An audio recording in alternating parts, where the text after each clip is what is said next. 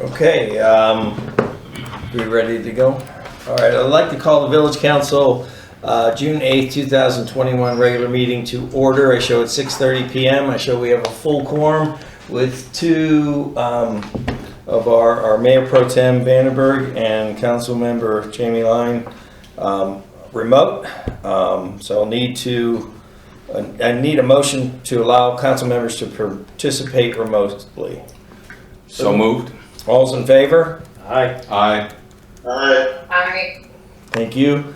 Next up, we have adoption of the agenda. Do we have any changes? We'll start with the remote. Anybody remote have any changes? Nope. Kim, you're on you must have some bad service I'm because good. your head's shaking really fast. You look like a computer on your screen, so it's pretty. Kind of like pretty Max funny. Headroom. Yeah. Anyway, We have four change. I have four. you want to Change. You What want do I look like? It's your signal is not normal, and you're out, you're in, you're out, and Yeah. you look like a computer generated person right Max now. Headroom. You remember that from the 80s? Remember, she should log in. Okay. Anyway, All right. I hope you're still there. Oh, Lord. Anyway, All go right. ahead. Yeah, I have four. The first one would be under consent agenda.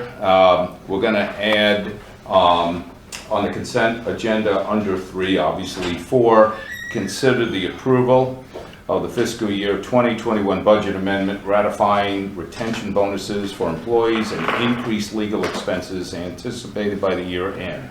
Okay. The next one would be under the closed session between the Village Hall and unfinished business. We're going to have recess into closed session pursuant to NCGS 143.318.11A3 to consult with an attorney employed or retained by the public body in order to protect the attorney-client privilege. And the last change will be under new business. We're going to add under 2 a new 3, which is consider resolution to displace private solid waste collection services and move forward with municipal provided services. Okay. Anything else, Ann? All right. That said, I'll need a motion to approve the agenda as amended. So moved. All those in favor? Aye. Aye. Kim? Looks like we've I lost think I heard her. Kim. Did you hear Are you there, Kim? Hurt Jamie. Or Jamie, yeah. We do have a She's not here. You can do the Bueller joke if you want. yeah. Bueller. She's an affirmative. Okay. Yeah. My internet's terrible. I'm Okay. here. Okay, thank you. Can you guys hear me? You can now. Yeah. So You must be approved that connect- last Can you change? hear me? Yes. Yes. Okay, sorry. And you're a yes for the last change, I assume. Yeah, yay. Okay, thank you. Next up, we have Pledge of Allegiance. I pledge allegiance to the flag of the United States of America and to the republic for which it stands, one nation, under God, indivisible, with liberty and justice for all. Thank you. Next up, we have public comment period. We didn't have anyone sign up No one has signed up here. here. No one is here. Has anyone signed up or remotely? We give them an opportunity to unmute their mics. We do. And Okay. if you're here to speak for a public hearing, that will be later in the meeting. All right, seeing none, I'm going to move forward on to presentations. First up, we have recognition of service of Christine Robertson. Where are you, Christine? I thought I saw you there earlier. Chris? She's over here. Okay. She said she can't hear anything. Oh, She really? texted me. Oh, well, last time we had a meeting with her, it was something on her end. It might be the same thing. How about, can we, until we get her and she can hear us, because I'd like her to hear us, can we move that and She then, said she can't hear. okay. Oh, can I call her? See if that'll, so we can get a quick fix before we reopen the agenda. Yeah. Or do you want to just have her? on Yeah, speaker? she can just, yeah. Hello? Hey, Chris. Give us 1 minute for those Yeah, so I think we might have to do the same thing we did last time. If you click the arrow next to mute and then pick. the technical difficulties for the one receiving the presentation. Different speaker. Or she can just stay on my phone. Does that work? Oh, okay, great. All right, I'll hang up then. And we'll continue on. Great. Okay. Yeah, she got it. All right, so I assume, Chris, you are, we Do don't you need the see you, Wi-Fi? but I think There you you can go. It's hear sharing us, your so phone. hopefully, What is it? that's got it. good. So I'm gonna Thank move you. forward with this. There she Um, is. There she goes. Hey, Chris, good to see ya. You can unmute if you want, but give me a second. Okay, there you go. There you go. No. Still can't hear you. We can't hear you, I'm not sure what, but Oh, you might have to do the same thing with the microphone that you did with the speakers. Hit the arrow next to the mute button and then pick a different microphone. she went away. Is that working? There you go. Yes. Right. We're all good. Welcome, we miss you. Well, thank you. I can use Teams, I can use Zoom, but WebEx is one. I know, it's a challenge, so. Anyways, we wanted to take a little time today to just recognize you for all the service that you have done for this village, for us, and for all the people here in Marvin. We truly appreciate it. As I was reading it before I was going to present it, I thought, boy, they said everything, but they did miss one thing that about what you were willing to do. I think at one point you stepped in as the administrator, if I'm not mistaken. So, and that was during some tough times, and it was truly appreciated by all of us because you were there when we needed you most, for sure, and you took control of the office. So we thank you for that. But we have a plaque for you, and I'll just go ahead and read it if that's okay. The Marvin Village Council and staff would like to recognize and thank Christine Robertson for her years of service to the village from 2005 to 2011, and then we brought you back on board 2016 to 2021, and if you're willing to come back, we'll consider it. So the door's open. So let me read what they have here. Is the greatest among us are public servants, those who fully dedicate themselves to serving the needs of others. Chris perfectly fits this ideal, a kind, caring, and patient person. Chris has always strived to help her coworkers by training them to understand their position rather than just encouraging them to replicate what others did prior. She has set the standard for work ethic, expertise, professionalism, and knowledge in the finance officer position. She has always approached every task as a challenge and has never steered away from responsibility. Hardworking, detail-oriented, loyal, and compassionate, Chris has been a pleasure to work with and learn from.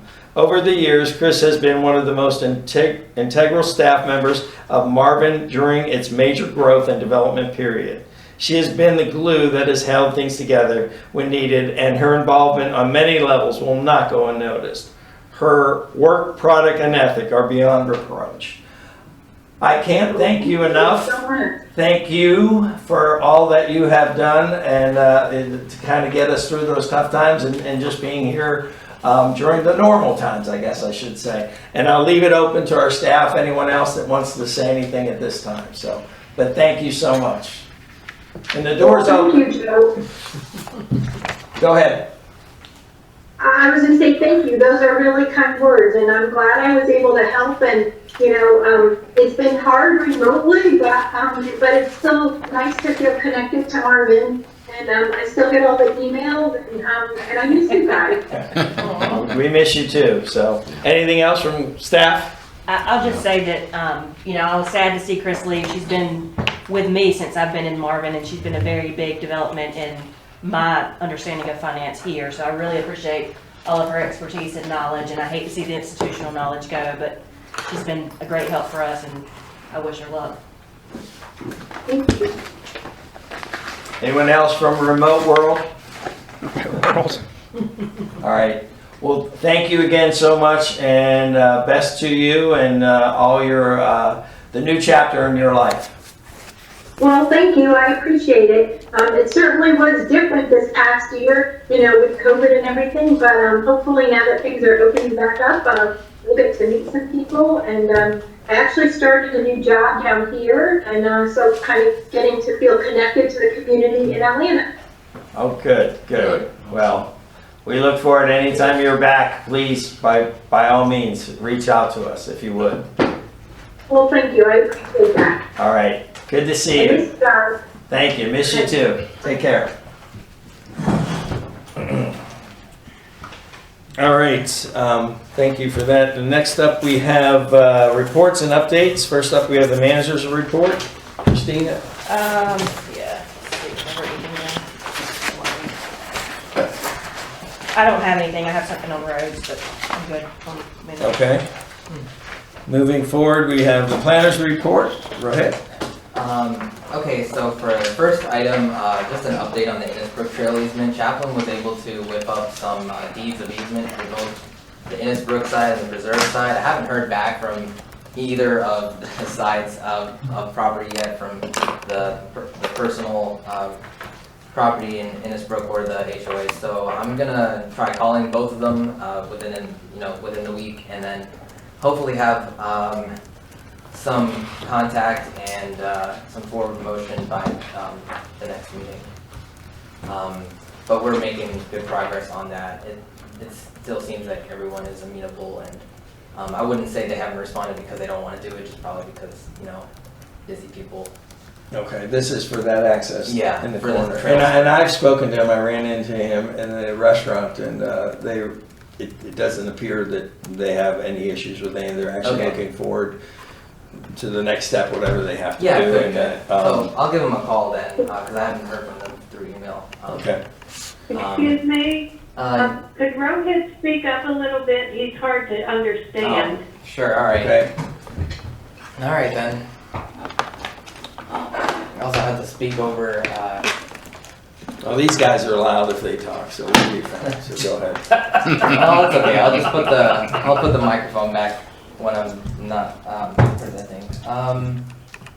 Okay, so the next item then is the recap of the Marvin Heritage District Strategic Plan Committee meeting. And I wanted to put this on my planner's report because this is a pretty monumental time for the village. We're getting ready to get the final recommendations from the planning board and the committee for the zoning district, which I would like to hand out to you guys at this point.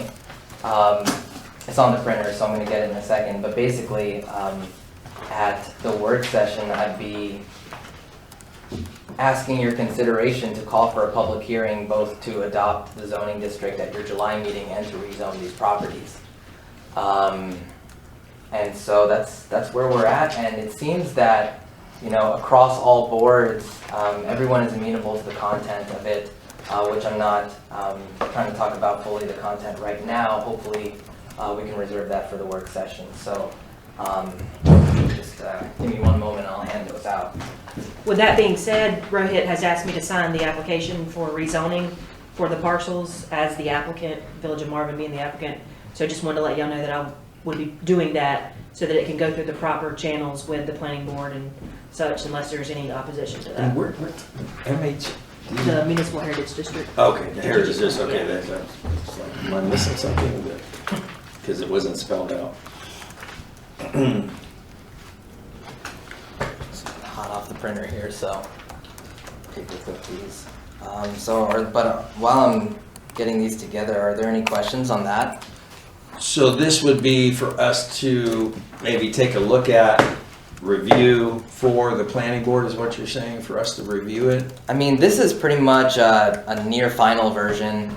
The planning board has already seen this a handful of times, and I doubt they'll have any major revisions to make to it. So the version that I'll be handing out to you guys tonight is just so that you can have even more advanced notice to basically look at the content of it Yeah. and Is this the one I already understand. have from the meeting, or has it changed since then? It's changed a little Okay. bit since. Because I've read through it, so that's why I was wondering. Yeah. Oh, since the meeting, I've made the changes that were recommended by that Oh, committee. okay. So the process that remains after this point is that it goes to the planning board for the rezoning consideration. Correct, Rohit? Yeah, so for the, The For- application will be submitted to them for all parcels. Can you go through that process? yes, so there's two things happening in tandem here. One is the consideration of the district's content and the adoption of that district into our ordinances, and two, the rezoning of these parcels. Both of those, there would be two separate agenda items, but discussed one after another on the same day. And a public hearing would be held at the July meeting, if you think we're ready. And any changes you'd like to make, we can discuss the work session based on the input from the committee and the planning board. And of course, you can again make any revisions that you feel necessary based on the public hearing that would take place. And for those actually directly involved in this change, will we be providing them, each landowner, a copy of this? Yes, I'd send, We have everybody, we gotta put them on mute. We're hearing people in the background. If you don't mind, anyone who's participating remotely, if you could mute your thing, we're getting a little feedback, thank you. yeah, so as part of the rezoning and public hearing process, we have to send notices to Sure. all affected landowners and adjacent landowners, so. But I'm saying, will they be each receiving this packet as well? It's not required, but I should do that, yeah, that'd be a good idea. I've got all their emails anyhow, so. Okay, or I would just say, at least if it's okay with the board, to reach out to each landowner and say, hey, we have this, it hasn't been approved yet, but this was the final draft, and maybe give them a heads up. You guys okay with that? Yeah, Yeah, sure. yeah, some of them already are on the Kim and Jamie, board, so they're, you're okay with that? I don't see Jamie, but I see Kim shaking her head. You don't need a motion for, but I just think it'd be nice for them to have it. And obviously, again, it's not officially, that's where I worry about. It's just something that they can get a hard copy of, but Right. it hasn't been, make it clear it hasn't been approved. Right, it says final draft on every page, Okay. so it shouldn't be Okay, good. ambiguous. So is everyone okay with me signing the application for the rezoning?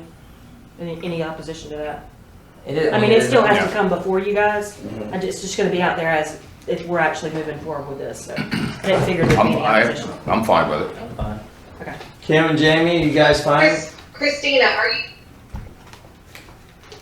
Christina, do you mean like for the village hall site to rezone that? Is that what you're referring to? Well, No. this is a municipal initiated rezoning, so Christina would be signing as the applicant for the rezoning of the The district, the entire district. Gotcha. Okay, gotcha. Yeah, I'm fine with that. Okay, thank you.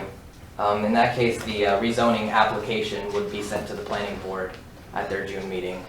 And they would Okay. consider the rezoning and the content. They could- Yes, they- yes. One could be approved or another Right, change could be right. made, so. I mean, the rezoning, the parcels considered for rezoning are the exact same as the land use plan that was discussed before. There's been no difference in property owners, you know. So why is it going back to planning board then? Just for, Because the rezoning application needs to start at the planning board level okay. for their recommendation. This is the official, it's like the Official, official. okay, got it, Right. okay. All right, Okay. I think we're good, you don't need a motion for that, do you? Okay, that said, thank you, and anything else on that? No, what you covered the committee meeting, the packet, the rezoning, and the timeline, so I hope that you all get a chance to review it, and for Kim and Jamie, I'll also be sending you this version, so you can look at it as well. Let me know if you want to get a print version somehow, and then Yeah, it'll be good. Okay. And last off, we have Bell Grove Greenway update. Yeah, sure. So for Bell Grove, there was a consideration that there was a trail segment that should perhaps not be built along the side of Bell Grove. That was discussed at the Parks Rec and Greenway Board meeting last week, and they said before abandoning the segment in question, they would want us to consider other alignments, and most notably pushing it into the next neighborhood over. So before before requesting that the developer don't build it, instead what we would do is first ask the neighborhood, Willow Creek and Providence Ridge, if they would instead be willing to have that trail go in their common space where the privacy and drainage issues are very much not issues in their land, in their common space. And then in that case, the developer, we might be able to ask them for a fee in lieu, because then they wouldn't be on the hook to build a trail anymore, and we take that fee in lieu money and then build the trail in these neighborhoods instead. And so that was an option that basically the PRNG board wanted me to consider before abandoning this trail altogether. In any case, the developer wasn't going to build the trail until September anyway, so there is time to explore these options. So if we were to receive the fee in lieu, correct me if I'm wrong, is it not have to be within a certain radius of that development to receive it, to use it on, you mentioned moving the trail. Yeah, the trail would be roughly a few hundred feet. Okay, so nothing like 2 miles down the road or anything like that. Okay, great.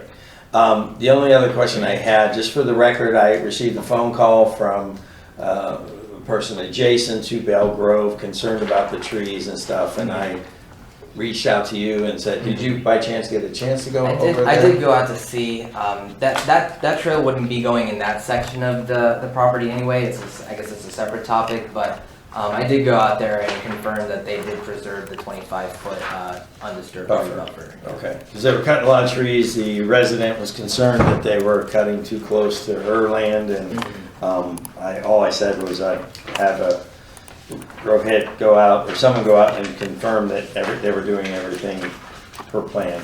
So, and thank you for that. So I will. Of course. Anything else? I do have another couple of planners' reports. 1 second.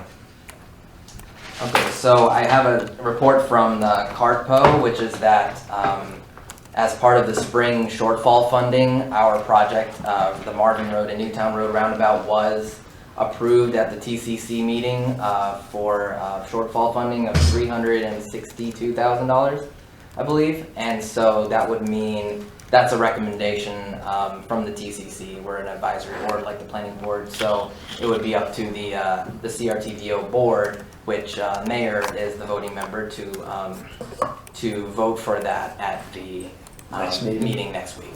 Okay. And just so everyone's clear, this is not any additional money. This is money that we've already anticipated getting, so. Right, but don't forget to vote for our own money. Right. Right. I'll reach out to some other members that I know, make sure that they're all's good and they're in favor of that. Which usually these things get passed if it's recommended by the TCC. So. Right.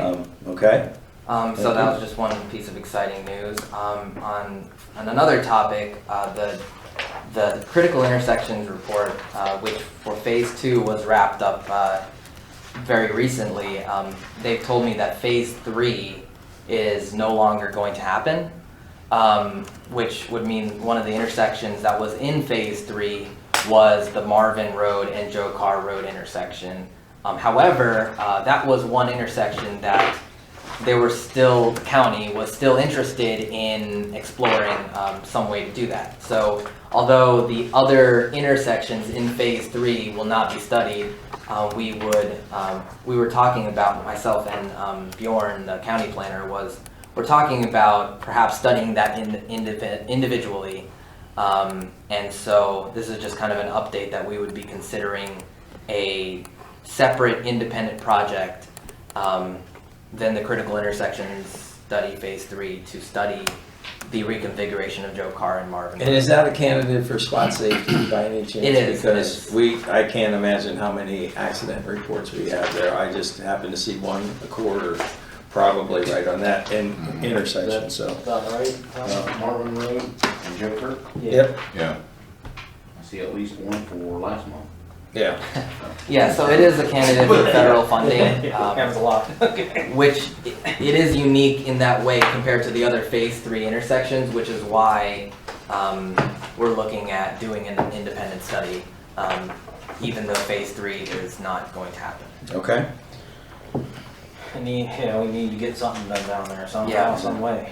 Any questions from council, or was that all you had? Those are all of my updates. tonight. Okay. Thank you. Any questions from council, looking to Kim and Jamie? Okay, thank you. Here, we're good? Good. All right, thank you, Rohit. Next up, we have Rosa report, Christina Amos. Yeah, the only two things I have are, number one, we've had a request for some children at play signs to be implemented in the subdivision. Just wanted to make sure y'all are okay with that. We would basically charge the HOA, so there's no net cost to the village.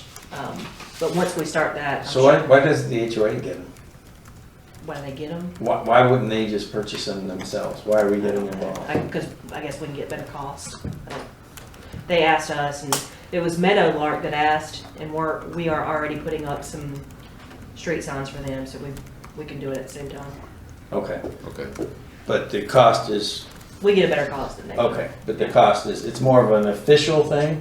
Because I know I have little Yeah. signs out you can buy at a toy store or whatever. Yeah, that- yeah, they want the actual DOT signs. Yeah, Okay, and they wouldn't have the right just to put the signs up in our road right of way either. It'd have to be. right. But that road hasn't been Village. turned over yet, No, correct? it's Okay. privatized. And, oh, it is Yeah. private. Okay, so it's just they, just, okay. Then they would. They have the option to do it. Right. Yeah, okay. All right. Okay, and then the second thing is, there were some questions at last meeting posed about gates and roads, liability issues, if we were to change the ordinance to allow gates. Chaplain's still looking into that. We'll have an update by the next work session, and we can talk about that at the meeting. Just wanted to let y'all know, we hadn't forgot about it. All right. Anything else? That's it.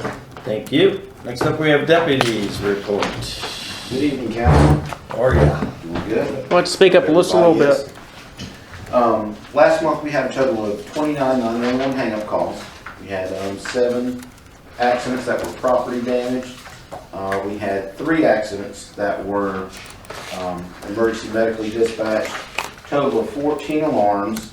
We had 1 breaking and entering, but looking into that, it actually was going to be a mental health investigation.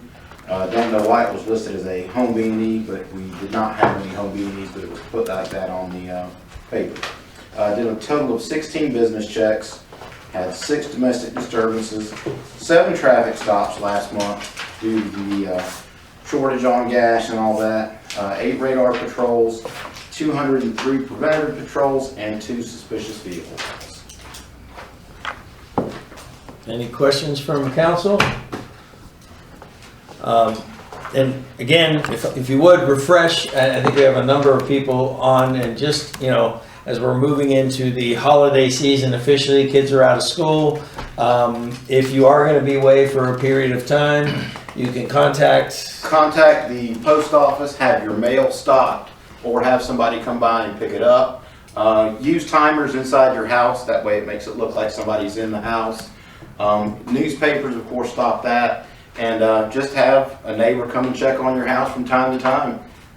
Is it possible to call the sheriff's department to say, notify you, so when you're in that neighborhood, Yes, you have that on your agenda to make sure there's no cars sitting in there? absolutely. They can actually call up and do a residential check.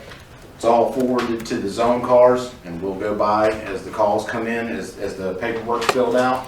And, they can contact us here at Town Hall or the sheriff's office, either or, and they'll make sure they get that information to Okay, us. just want to make sure that the public knows that's available to them, but they got to do their part, I guess, too. So thank you for that. So, Absolutely. thank you. All right. All right. Moving forward, we have the planning board chair report. Chairman Jones, is he on? He is not. I don't think don't so, but see I him. would You wanna- like to give a little bit of a report from the planning board. Okay. Because we have a lot of things coming down the pipeline. Obviously, I did talk about this form-based code for the Heritage District, but there are also a number of changes regarding 160D and other miscellaneous changes that are mostly approved, but some were tabled. So within the next couple of months, you'll see some ordinance amendments. Most are either required by the state statute 160D or miscellaneous amendments that I've just had on the back burner that are really straightforward. Nothing crazy. I mean, the rest of the planning board meeting, basically, we're going to see a lot of the content in today's meeting, so I'll just leave it at that. Okay. All right. Any other questions for Rohit or Bob? Do you have No. anything? Okay. All right. Next up, we have PRNG Chair Report. Chairman Barisic, I don't see him. He's not here. Yeah, he's not on. And Kim, do you have anything update for PRNG? Kim has left the building. Oh, she's unmuting herself. No. Yeah. Okay. Thank you. Sorry. That's fine. It happens Okay. All all right. the time. Moving forward, we have next up on the agenda is consent agenda. I need a motion to approve the consent agenda as presented. So moved? All's in favor? Aye. Aye. Kim?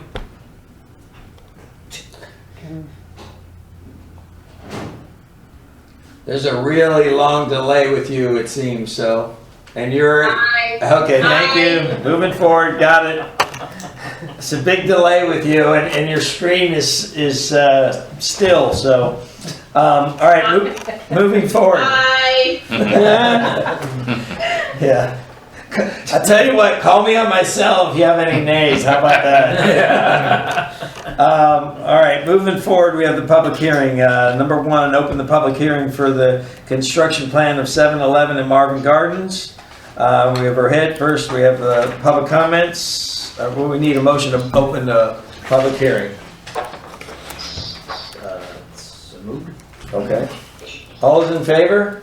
Aye. Aye. Motion passes. Wait, two ayes. Can I get two more ayes from the? Okay, one more. Yep, they got it. Okay, there we go. All right. Well, Bye. got it. Thank you, Kim. So the hearing's open, and now first we're going to open up public comments. Do we have anyone in Zoom land? We have no one here, so anyone in Zoom land, I guess I'll call it, to speak publicly on this, for this. And you can unmute yourself or show yourself and wave your hand. I don't see anybody. So the next up, do we need to close before we go into discussion? It'll all be the public hearing, so just let them present and then we'll close the public Okay. hearing. So next up, we have discussion and consideration. Well, no, Rohit, we're gonna let them. Y'all will discuss after we close the public hearing. Okay. Public Okay. comments, you mean? Yeah. Yeah. I mean, public comments are the public hearing. Okay. It's a little confusing, but okay, so I guess I will start off by presenting the situation here, and we also have the applicants. I guess I'll take this mic back. We also have some applicants here from the construction plan crew at Kimley Horn and sign contractors and organizers. So Kathleen Rose is up there, and so I'll just start it off. This is Hey. yes. Hi. Awesome. Nice.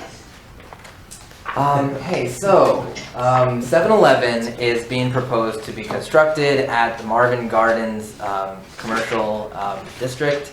It is an individual conditional district, which means there is a separate document of ordinances that apply to this complex, this mixed use area. So in the sketch plan phase, it's administrative in this district, and we determined, we being myself and Tom, who was our planning consultant, went through with the contractor, or their consultants, and had one round of revisions before determining in the second iteration that everything was per the code of that district. There are all sorts of things that are considered, landscaping, buffers, the architecture. As you can see, the architecture in the elevations are natural. They match the primary building, and there's not a lot of blank spaces. The number of fueling stations as reflected in the zoning text amendment which was passed, and the location, of course, it's presented in the location that it is allowed in, which is out parcel 1. So all things considered, the planning board has voted to recommend approval of the construction plan as presented, other than the wayfinding signs, which have to be submitted for another round of DRB. revisions to DRB, which will happen at their next meeting next week. And then, suppose you approve these construction. Yeah, I Take have whoever to off. mute somebody. Kathleen, I'm gonna mute you, and then you can unmute yourself if you want to add anything. The wayfinding signs will have to be brought back at the next council meeting, but also according to the DRB agenda, they will be on the consent agenda. They can be removed if anyone has any issues with that. So all that said, basically that means that today the applicant is looking for your consideration for the construction plans in its entirety minus the wayfinding signs, which there are 2 of. And that includes the landscaping and the lighting.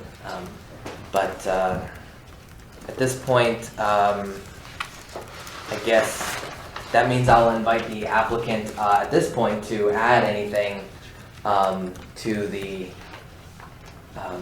presentation. Do you have anything else that you'd like to add? No, I think we covered most of it at the planning board meeting, and unless anybody has any questions, I'm here with Kimley Horn and the developer partner, so we can answer questions. So I remember the change we made, and we added some fuel. So how many total fuel? There are 12 positions. 12 positions. Total. Okay. And yes, We went from 8 8 positions to 12. We added another 4. Okay. Right. I'm assuming that looking at these these pictures, that reflects what it's going to look like, less the signs that will be on the front, I assume. Yeah, the signage is in a different package. But I know. But is that sign going to be there, or is it going to be? It would be over across. there? Let me see. Let me pull that out. It would be across the front as depicted in the application. It's item D in the site plan. It's the wayfinding signs at the entrance to the driveways into the site. Okay. I remember seeing that. Okay, got it. All right. The other question I had in looking at the drawings and stuff, the rear facing, which the rear of any building is never that nice. Is that easily seen from the road? There's a bunch of screening there, Joe. If you look at the last picture, Just want to make sure. the last the last lot view. Okay. Correct. So, The landscaping plan. as we pointed out during the planning board meeting, is if you recall, the site sits up a little bit on a knoll in a hill, and it sits behind that retention pond area with Right. a large facing wall. So that together with the screening, it's not gonna be as prominent as it looks on this bare picture, but the way it's situated, up elevated on the site, and with the screening and the fence around the perimeter of that, it will be, Screen not first. largely visible, which is why we've added those directional signs that we're gonna come back with and discuss. And the issue around the directional signs really was the planning board asked for more landscaping and they asked us to remove the interior lighting and uplight it instead. So that's what we'll be coming back with to discuss on the directional signs, which is item D on the signage plan. Okay. And when are they looking to break ground if we approve this? As soon as you approve it and we get through the Okay. finishing process. Well, actually, after the construction plan is approved today, it would then go through the engineer's review. Okay. The engineer, again, your approval today would be basically, it's just automatically contingent on any Right. revisions that our engineer has Okay. to make, as long as they don't affect the zoning of it. And in that case, that takes around 2 to 4 months, just to be realistic. Right. And then, of course, they could break ground afterwards. Okay. Yeah, anticipating if all goes well and we get through the process, perhaps in the fall. Okay, thank you.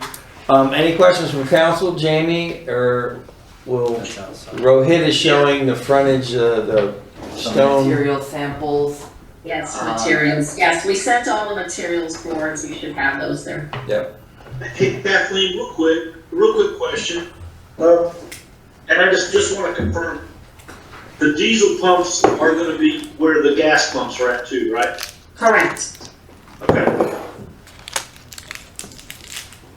Yeah, it's just a different color, Right. but it's not a separate and apart facility. Okay, thank you. Raises another question, does that, do you know fuel types, will they allow ethanol free there? Like, there's only one place, I think it's in South Carolina. It's hard to find ethanol free for small engines and stuff like that. Will they be providing that? I can't say for sure, but operations will look at that, and I know from another one that's brand new that we've done that, there is, will be a consideration for that, and certainly we'll add that, because you're right, and just the market generally is asking for that. It really is. So I know we use it at the village, so questions Yeah. from you guys? Yeah, the planning board did a great job with, reviewing as well as the principals here, it's pretty much straightforward. Okay. I guess the only question I have, and this may be more for Rohit, I know this drawing only shows the screening that's on the parcel that's there. Is there any screening adjacent to it between there and the pond, the retention pond? The landscaping plan shows landscaping all around the building. It's very tight on that one side that's facing the retention pond. I don't see a whole lot of screening there, and I was wondering if there was any on the adjacent property that this is not showing. Well, the adjacent property would be out parcel number 2, and that is not, we haven't even started any proposals on that one, so that parcel would also require some screening as part of the district, but That would help screen it from Newtown Road on that side because of the, that side's very close to the edge of the lot line, so it doesn't have a whole lot of room for a whole lot of heavy screening on that one side. So that's why I was asking. Right. Because I couldn't remember, in my brain down there looking at it. So. Right. So we're looking at additional screening once it's developed out. That will Right. And I meant to mention this as you were talking about the visibility from the intersection.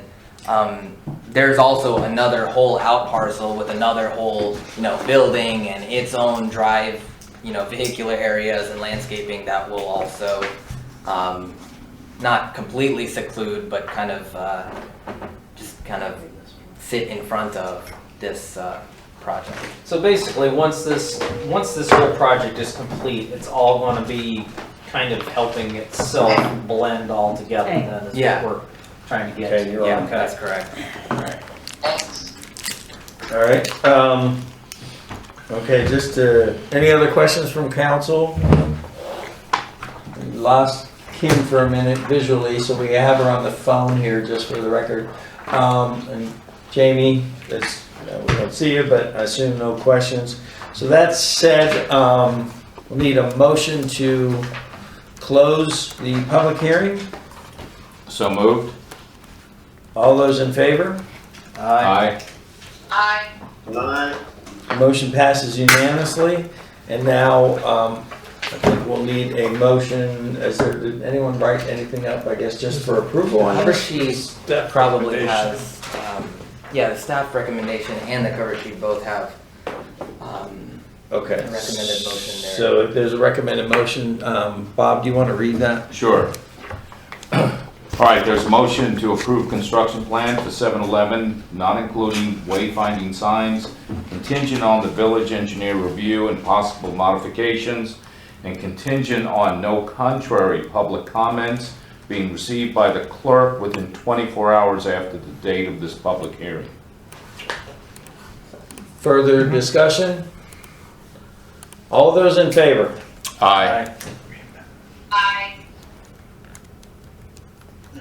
Aye.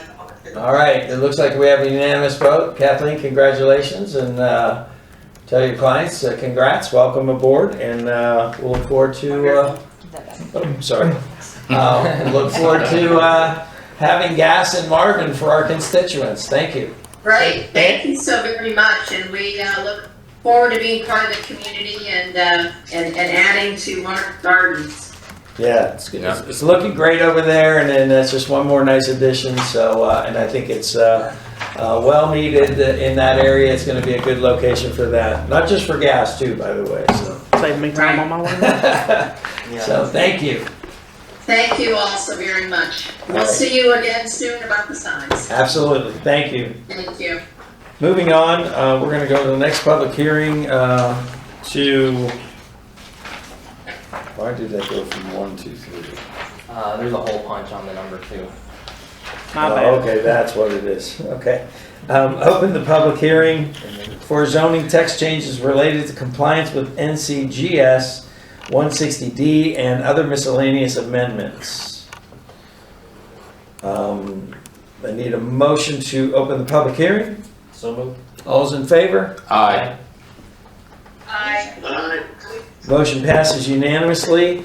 So we have public comments. Do I have anyone signed up for public comments on this issue?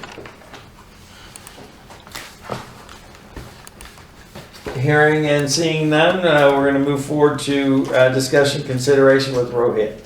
Okay, thank you. So I put, so NCGS 160D, as you've heard probably a few times, is a general reorganization and update to the state statute that allows municipalities and counties to administer planning and zoning. So it's a pretty big deal that when they did this update, we had to make quite a handful of revisions to be in compliance. However, at this time, we didn't complete the full redlining of proposed changes. So I was hoping to have that ready there. The state also required us to have this done by July 1st. We're almost done, but we're not done at the time that this agenda was to be published. So at this time, I would actually request that council consider tabling this public hearing to the work session. You don't need to table the Well, public then you hearing. can still complete the public hearing, and Oh. they can still open up. They can have the public hearing and get your input. You've given a summary. They can ask questions. You can close the public hearing. And since it's legislative, they can allow more comments and explanations at the next meeting. And that's Yeah. probably, you could recess the public hearing, but they're probably going to get enough information, and you can just give it as a staff report. Either way. But you can give them information Yeah, now. that's probably better anyway, because I don't anticipate any public outcry about changes that are required by the state, and all the changes that are being proposed are at least in summary in today's packet. So So do you want to save any questions from council or staff for the work session? I understand. that would be correct. Okay. If you have any general questions, I'm happy to take them, but Okay.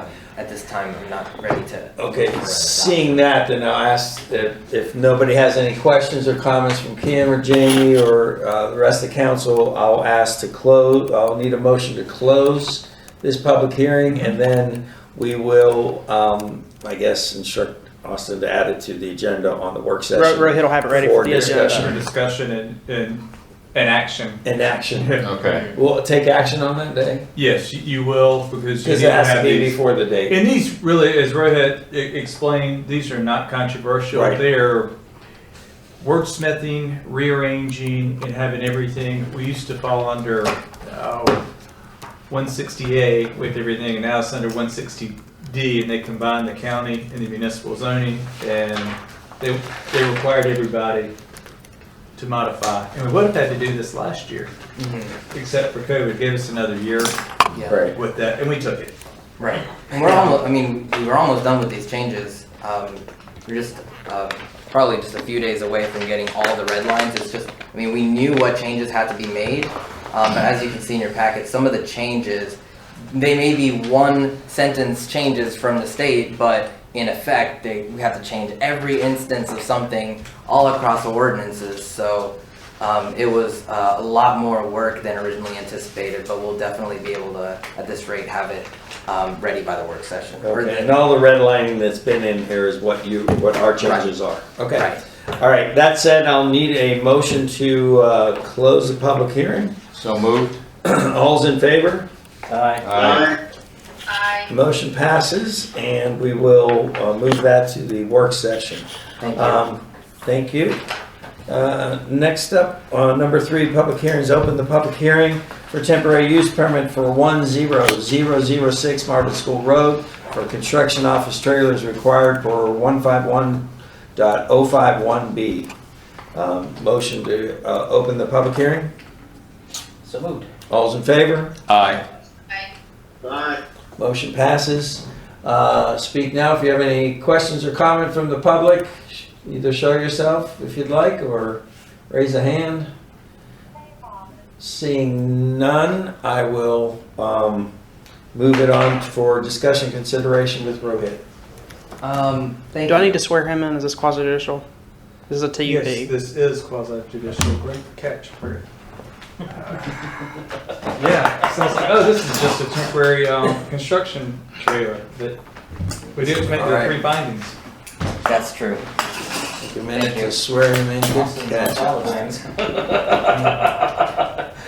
Do you solemnly swear or affirm that the testimony that you are about to give during this hearing is the truth, the whole truth, and nothing but the truth? Do it right in the little ones. There you go. Thank you. Thank you. All right, what you got? So in front of us, we have an application for a construction office trailer at the Village Hall site that does require a temporary use permit, which would be valid for 6 months from today's date if approved. The construction trailer it's just a construction office trailer, 20 feet by 8 feet, and is proposed to be located about 30 feet from the property line, but about over 200 feet from the closest house and sheltered by a lot of trees.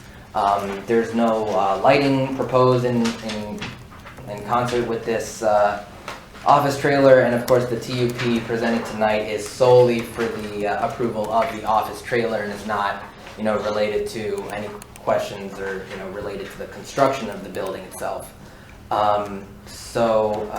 With that said, I really don't have much else to say about it. It's pretty straightforward, and looking to see if you have any And questions. 6 months is usually, that's enough, but we're gonna have to redo this because they're not gonna be finished in 6 months. They may not be finished in 6 months, but they may not need to have the office trailer at the site. Generally, once the building is completed, they'll be able to move inside with some of that stuff.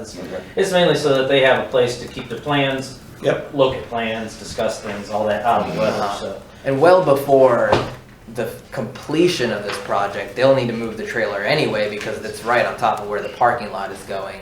So this is just for the current phase. Okay. And of course, as typical for these projects, if they need it for more than 6 months, they can apply for an extension. They, as in, we're obviously working with the contractor. So based on where that's looking at, it's right by that, one of the trees that we're hopefully keeping, right? Right under the tree. Yeah, that's located pretty close to the tree line. Okay. The tree There's that a really nice tree we're keeping. yeah, the tree that we're keeping is Right here. located around here. Oh, okay. Yeah. They're not cutting any more trees out than what's gone now. Perfect. Mhm. Okay. Everything is, as It's that was going is right. gone. Good. It's a pretty open area where they're putting this. Good. It's where the parking lot is and is going. So. Well, I have no questions. Do I have any from council? No questions. None? No, I'm good. Okay, thank you. With that, we'll need a motion to close the public hearing. So moved. All's in favor? Aye. Aye. Aye. Motion passes. And now I'll need a motion to approve the temporary, Yes, there are 3 findings of fact, which hopefully are in the staff report, or in the application itself. They are in the application right Right there. there under B. They are also in the staff report. where okay, you want to read if those, someone wants to Bob? find them. Yeah. I have it right here. No, I've got it right. Oh, okay. You got that? Okay. So, motion for a temporary use permit for a construction office trailer. I think Okay. the motions have to be separate, right? You make one motion to find all 3 findings of fact, and then you make a motion. Granted, yes. Okay. So before issuing any temporary use permit, the village council shall make the following findings. Number 1, the proposed temporary permit will not materially endanger the public health, welfare, and safety. Number 2, the proposed temporary use will not have a substantial negative effect on adjoining properties. And number 3, the proposed temporary use is in harmony with the general purpose and intent of the ordinance and preserves its spirit. So your motion is to find those in the affirmative. Yes. Okay. Further discussion? All's in favor? Aye. Aye. Motion passes unanimously. Now we'll need a motion to approve the temporary use And the 2 conditions. permit for the construction office trailer. Of which we'll approve the temporary use permit application, number 21-12659, construction office trailer on new village site, all site contingent on no contrary comments, being received by the clerk within 24 hours after the conclusion of the public hearing. And there are 2. Oh. And the staff recommends approval of the temporary use permit to allow a temporary office trailer at the new Marvin Village Hall site, subject to the following conditions. The temporary use permit shall expire on December 8th, 2020, unless an extension is applied for and received prior to the expiration date. Number 2, lighting shall be in conformance with the Marvin Light Ordinance and shall be directed away from any single-family homes. Further discussion? All's in favor? Aye. Aye. Kim? Aye. Motion passes unanimously. Thank you very much. Next up, we have Village Hall. Christina, you have that? I do. I have a couple of things. Just wanted to let you know the unsuitable issue that we had the last couple of weeks where the soil was not in great condition. They had to haul some in. I think that we're going to be able to absorb that within the allotment that the contractor had given us. However, the third-party vendor had to go out several times to do the testing, so they're probably going to have a slight change order on those visits. Shouldn't be much, but just so you know that may be coming down the line. Christina, did they do the parking lot as well when they did the testing? I have to look at the probes. I don't know the answer to that question. Okay, because that if for some reason we find bad soil under the parking lot, that might create. They probed 3 different areas, and I don't know if that parking lot was one of them, but I've been talking to Tyler, the superintendent. He had a big concern based on what he had, and it was on a weekend or a Friday, or I think I talked to him and stuff, but there is big concern. For the record, for council and for anyone listening, I did reach out to St. Matthew Church, which is rare, because cost of soil and fill is really not about the cost of the dirt or the fill, but how far it has to be trucked in. That's where the cost can get out of hand. And I think when I talked to Tyler, the superintendent, he at that point had received 4 loads from Monroe. I had reached out to the contact at St. Matthews, who ironically is using the same contractor, Randolph, for their refurbishing of the main campus. And Randolph also built the south campus of St. Matthews. And that mound was there and put there for potential use for other buildings that were going to be put in to have fill available. So she was very open to the idea of, they were concerned about how much we would need. We still need to get it tested to make sure but I think they put it aside because it was good soil. So that's good news in the sense that if we do have to tap into that for the parking lot, that we may have, especially if we don't need to use that much. And there is a big mound there. So I have I'm very confident that we could work something out with St. Matthews, but she was going to contact her contact point with Randolph, which I think was the owner, and I reached out to Tyler and also administrator, and that's more for public to know, and also Kim and Jamie. So a couple of the changes that may be coming down the line for more superior product based off of the last council meeting's discussion about having some level of administrative review to make changes would be a more superior fence that kind of goes around that porch. We may look at changing that. We also may look at changing, I think the plan's called for pine straw. We're looking at mulch, so that's just an option that we may look at. We also are looking at potentially moving the generator to make it a little bit more efficient for the purposes of the site plan. So just letting y'all know that. Any other moves that I've maybe forgetting that we've talked about? I think that's all for now. The permits were requested some more information from Public Works last week. That was submitted yesterday, pretty early morning. So we're hoping that that's the last submittal and hoping to get approval this week. Sanitary sewer is waiting on the approval of the Public Works, which is in that same approval that we'll hopefully get this week. And then last, the design committee's met on several different occasions, which you'll see in your packet for some furniture. They've also discussed some of the specifics about plumbing and electrical. They've picked more superior product, but unfortunately our architect and contractor have been round and round about some of the products selected meeting code.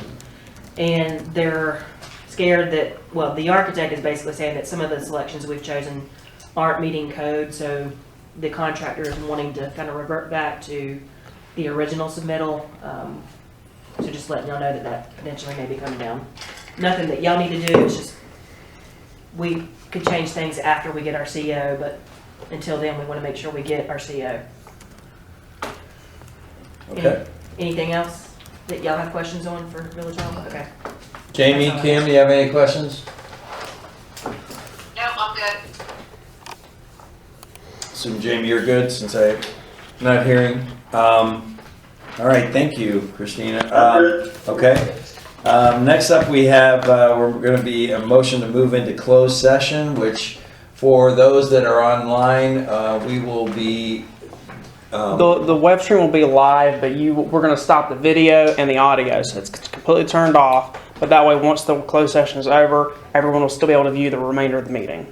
Okay, so they will, if they stay on their computer. They'll see a black screen and hear nothing, but we'll eventually be back. Okay, so They're in a holding pattern. Okay, just wanted to let you guys know that are on Zoom world out there. Appreciate you being with us, and we're going to have to go into closed session for a short bit of time, and we'll be back shortly. So I need a motion to move into closed session. So moved. Hold on, pursuant to NCGS 143-318.11A3 to consult with the attorney employed or retained by the public body in order to protect attorney-client privilege. So moved. All's in favor? Aye. Can somebody call Jamie? Motion passes. Yeah. Okay, we're going to need a motion to move back into open session. So moved. All's in favor? Aye. Okay, for the public, we are back on video, it appears, shortly. And we are back on, Yeah, we're good. I believe. we are and back. Jamie, I see you. I tried to send you a text. I had no cell coverage here, so I couldn't Oh, do anything. I tried calling you back several times too. yeah, okay, that's really weird. Okay, well, sorry you missed all that, but, and there was no way to get you in on that. No, that's but, okay. That's okay. All right, so we're gonna move back in. We just had a motion to move back into open session. And all is in favor? Aye. Who made that motion? Bye. Okay, so we're back in open session. I see we have video. We obviously have sound. I thought I was gonna have to announce we lost you, but you're back, so good deal. I stood over there to make sure I didn't. All right, so moving on, we're gonna go into unfinished business, a discussion of 2022 Marvin Day celebration. Where's Derek? He's on, I think he's user. 910-505, is that you, Derek? I'm gonna unmute him. We can request an unmute. But Yeah, I can request unmute, and he might be able to see it on his end. But then it might not be him. Yeah, then some random person will get an unmute request. We could probably call Derek too, if that doesn't work. Yeah, let me call him. Are you calling? Because this is your phone, right? I can call him. That's my work phone. Okay. You got him, Joe, or you want me to call him? Yeah, I can call him. Hopefully we won't have too I'm many of these closer to, meetings, virtual meetings. I'm closer to the, You stop it. Microphone. I'm ready. Yeah, which is over there on the post again. I'm down here because I'm loud. That's what Joe said. I mean, we'll just have to table this, right? It's just an update?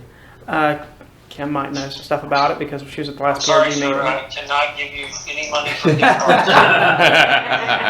You're actually in open session right now. I'm calling you. Okay. You're up here, but, so we have Derek on the phone, and we are at the point, Derek, where we are talking about the 2022 Marvin Day celebration. We thought we had you on the Zoom. Are you prepared or able to talk about the 22 Marvin Day celebration? I can't. I was not aware of it. I apologize. Okay. Well, we had you to just discuss, but do you have anything just to update for us? I see a big list here in the Village Hall of all the things they're talking about. Is that stuff that's just? Yeah. And we also have a date. Yeah, we do have a We date. have, Okay. Can we share the date? It's a Saturday that is a week before Memorial Day. Yeah, I think May 21st was the day, or Correct. Yeah. Saturday, May 21st. Right, One whole week 2022. before so it's not on Memorial Weekend. That's good. Okay. So for the public, it's Saturday, the 21st of 2021. 22. 22. I'm sorry. 22. I need to catch up.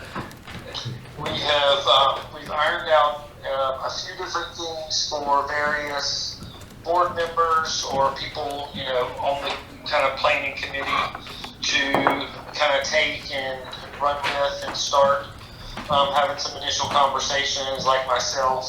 I am going to speak with the elementary school and see if they would let us host a health fair and or a blood drive, possibly use that location as a starting point for some sort of race, but it'd be a 5K or a trail run.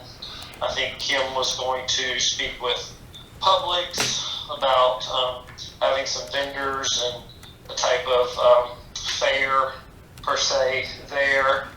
And then I know that some members of PRG that are involved with Marsh, we're going to speak with some different people in the community, Raptor Center, and some other things. So we're just kind of still in the initial brainstorming, having some, initial conversations with various people in the community to see what might be viable for that time. Well, I love the idea of a 5K run first thing in the morning that day that kind of moves into the celebration, or even a bike ride, or you know, something where I know we've done it before when they do these, you know, longer runs that they literally block off roads or have cones set out in the morning. I think that's a great idea. Yeah. A lot of areas we can make that path happen and get through the village. So, have they decided the location? Sure. Have we been firm on the location yet? No, I mean, nothing set in stone. The initial ideas were to start and finish at the elementary school just for the, because of the parking, you know, using their parking lot for parking. But nothing set in stone. Well, let me throw something out as I'm thinking out loud. They probably wouldn't let us touch the football field at Marvin Ridge. However, I believe the field that was created for Marvin Middle School was actually donated by a lot of people, but it ended up going under Union County because you can't necessarily donate stuff like that to a specific school without, so it's actually, even though it was donated, it was kind of a gift to the school, it's really under Union County. That's a big, fairly big field that attaches to a pathway. It's got some parking there too. I think that may be a potential location that we might want to consider if they allow, because that field is not necessarily as well groomed as the football field, or there's not as many concerns, but just throwing it out there as an idea. Yeah, no, I like it. One of the other major ideas that came across the board was using the high school for a potential sort of grand finale type of ceremony event, food trucks, live music, sort of a culmination event that evening, kind of using the stadium. And I believe a couple other board members were going to kind of take that and run with it, but that was one of the other big ticket items that was discussed. Okay. So maybe the middle school football field is a good tie-in there, as you know, sort of a home location. You know, if we start there and end there.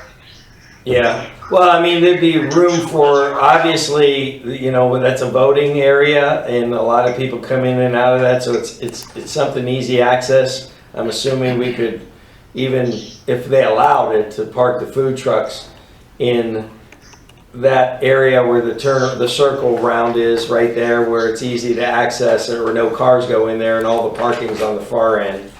You know, just a thought. I just, you know, just an idea, but because I don't think we're going to get far with the high school football field. We may be okay with the parking lot, but not necessarily the football field. I don't think we'll have too much luck with, but you never know. There's also a field below the football field that's used for practice. That's where the buses are stored. Just below that is a big field, but you know, it's hard to see type thing. So usually buses are stored. We're gonna start with the big guns and see if we can get the big stuff. And if we can't, then we'll, you know. So anyone with connections with a school board, I assume, will want to reach out to them, obviously.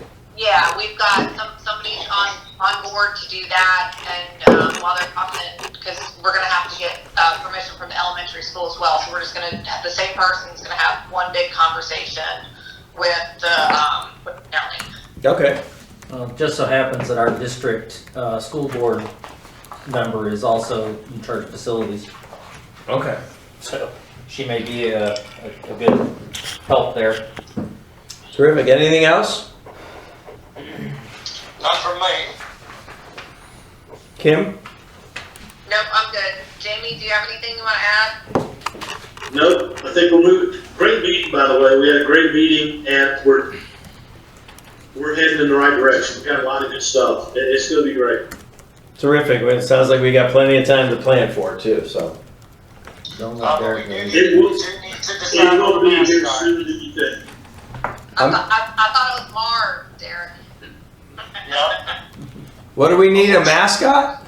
Yep, a horse named Marv. Oh, I like that. Somebody, I guess somebody knows somebody with horses. We got it covered. We're working on it. Don't worry. All right. Don't worry. Is he white? A horse? All right, well, thank you guys, and we look forward to that celebration, so. Thanks. The white horse, right? What? Don't let Derek go, he's up next. Oh, Derek, Yeah. you're up next for the next thing. I don't know if you knew this either about glitter at Marvin Defer Park. So we're gonna move on to new business. You got one more minute for us? Oh yeah, for that, for sure. Okay. We got a litter issue, right? Indeed. Yeah. Okay, so, Obviously, you know that the park is a popular destination for photographers.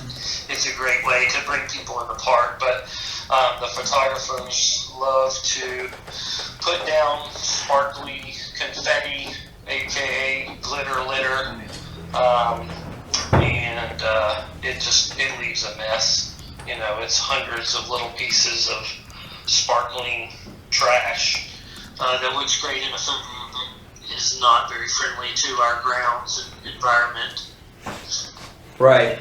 So it sounds like we need to set some limits on what they can do as far as, I'm looking at this. When I read this, I was like, okay, I get it. I think we all get it that's a cleanup issue and it's an environmental issue, quite frankly. But we probably want to look at this more broad and say, other than the backdrop that's there, is there anything we should allow at all other than some props that they put up themselves and then take away? I mean, I don't think there should be anything allowed if it's creating a problem. Well, nothing that they don't pick up and remove. You know, they want to bring props and things up after they're done. I just can't imagine the photography people are doing this. How does that even show up in the? I mean, it's amazing that they. What are they using? What are they using it in taking natural pictures? Oh, they may be throwing it up in the air during a picture or just something. placing it at the feet. But I'm sure think graduation they're throwing they it up do in a the lot. air. Yeah. Okay. Kind Yeah. of capturing the live moment. Well, I'll make this as quick as possible so you can move on in your evening. I have no problem, and unless council has a problem, do you need a motion that, it's just a policy. Yeah, we can move forward with a policy change, Derek, to prevent people from bringing in things other than what was stated previously. And we can also look to start charging them the fee that we have set forth. I think we have a fee. So is it still like if I'm a photographer and I sign up and I have a yearly pass, do I still have to notify and secure a spot and they have to notify us each time? No. Okay, well, I think what Maybe could, they should.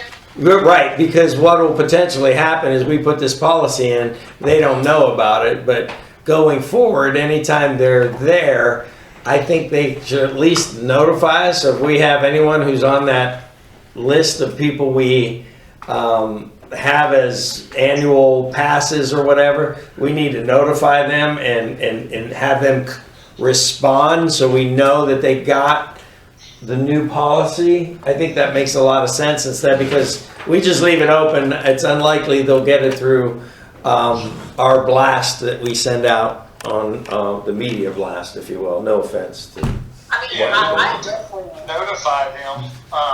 But I would notify them and request a response that they got the message.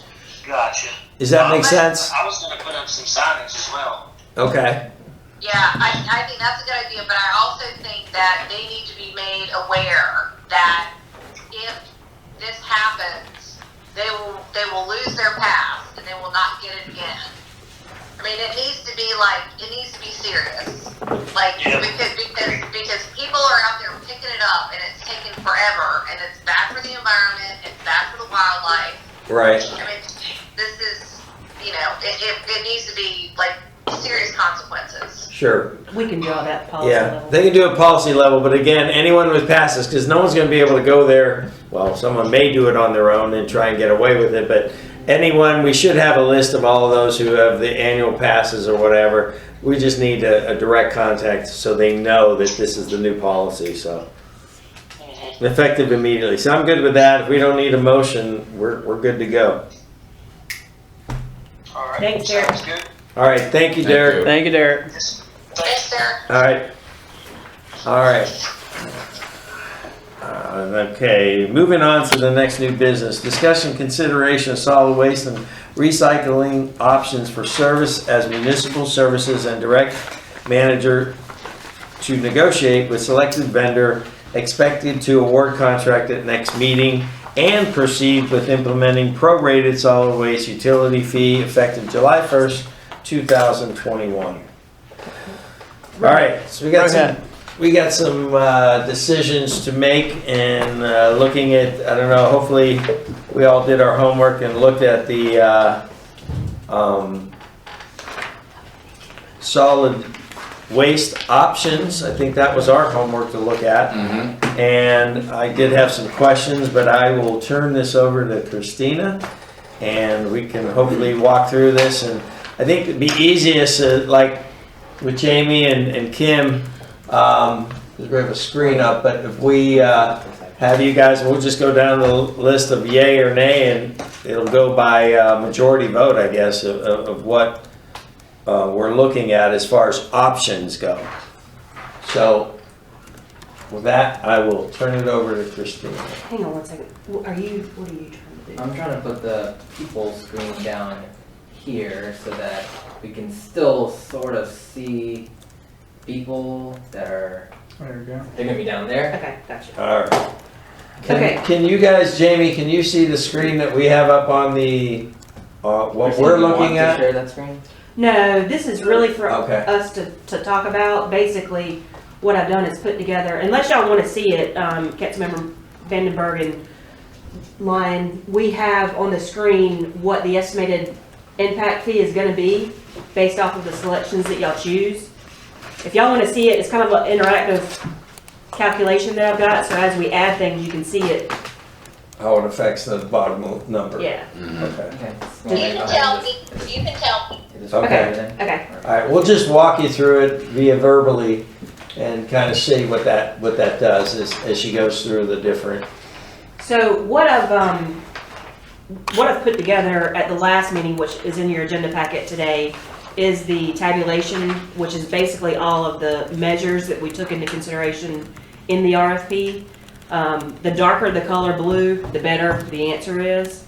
A lot of these are qualitative responses, so we kind of put this together so that y'all could look at the different apples to apples in terms of not just numbers. The numbers speak for themselves, but there are other things like litigation history, financial records, if they haven't had any environmental compliant issues, their level of expertise, their financial strength. So all of that's provided in your agenda packet. Again, the darker the color, the better the answer. So it's pretty easy to just kind of look through. Hoping y'all had a chance to review that. So if you have any questions on the qualitative measures, I'll be more than glad to answer those if I can. But the information is there and it kind of speaks for itself. In terms of the numbers, Active was the lowest responsive bidder. And you also had the tabulations of those numbers provided in your agenda packets as well. What I've done here to show what the impact fee is going to be is I've put in some static costs. We obviously know we're going to have a benefited salary person. I put in a full-time position here. It could be lower than that. I'm just worst case scenario here. Also put in for increased attorney dollars in the event that we have to use some of our penalties where we're going to need some legal action. Just general office supplies, paper, printing, that sort of thing. Also, in the event that I have more involvement, we can do a prorated share of my salary to the administering of the contract, so it takes away from the general fund. Let me ask a quick question with the attorney and stuff, fees and stuff. Is this something that would fall under our umbrella of attorney that we have currently that defends us in stuff, or if it's going to be on us because we're making the Yes. claim, so Yes. it's not something our insurance is going to pick up. No, it would literally be, we're having 10 complaints about X problem, then we have to send a letter to Right, enforce the penalties. right. And he's gonna have some work that he's gotta do. And it could be more than this, it could be less than this. I'm just trying to put some. Okay, but if it gets level. into litigation, it's gonna be a lot Oh, more yeah. than Oh, that. You know, I mean, Yeah. that's where, Yeah. you know, I think that number is a little, This is just minor kind of communication. okay, Stuff. very good. I don't know if y'all can think of anything extra that we would have static cost on, but I just wanna make sure we put in something there. So we're gonna be required to have a full-time person that runs this for the whole village? We're not required to, Yeah, we're just gonna budget for it just in case. but we're not necessarily putting someone in, good luck finding someone, number one. Yeah, we're You not, know, but- we're not necessarily doing it Okay. now, we're just budgeting for it, because we have one shot to do the impact fee at the beginning of the year, and we have to get that number right, because we can't change it. Right, What happens is the tax bills will go out when they usually go out in the fall, that number has to be given to them so that that impact fee is decided on the tax bill so that they can pay that bill. makes sense, okay, but we don't necessarily have to use that. And No. if we don't use that, that money goes It where? stays there. It Stays stays there. in general fund or in that enterprise fund, Okay, so every year we budget for that. yes. But Yep. if we don't use it, it just goes, gets Yes. recaptured. And what we could do with that is because we're gonna have increases in fuel surcharges, consumer price index increases, we're gonna have increases. What we could do if we don't use that money that's there, we could kind of use it as a rate stabilization fund so that $100,000 sits in there. Instead of us going up 3% next year, we could go up 1%. So we can stabilize that rate a little bit more. Does that make sense? All right, so this is just static numbers that we wanted to take into consideration. Could be more, could be less, but that's a good placeholder. Next thing is the cost of collection. Union County is going to charge us 1.5% of whatever the impact fee is, so I wanted to make sure we added that in to our cost. I just kind of Why is that? That's what they charge to collect. Okay, Same thing with taxes. okay, So. okay. Okay, so what I did here was I just put in just some numbers. I took some guess at what I thought y'all might select. I could be wrong, could be way off. But put in some numbers here just so you can see how this works.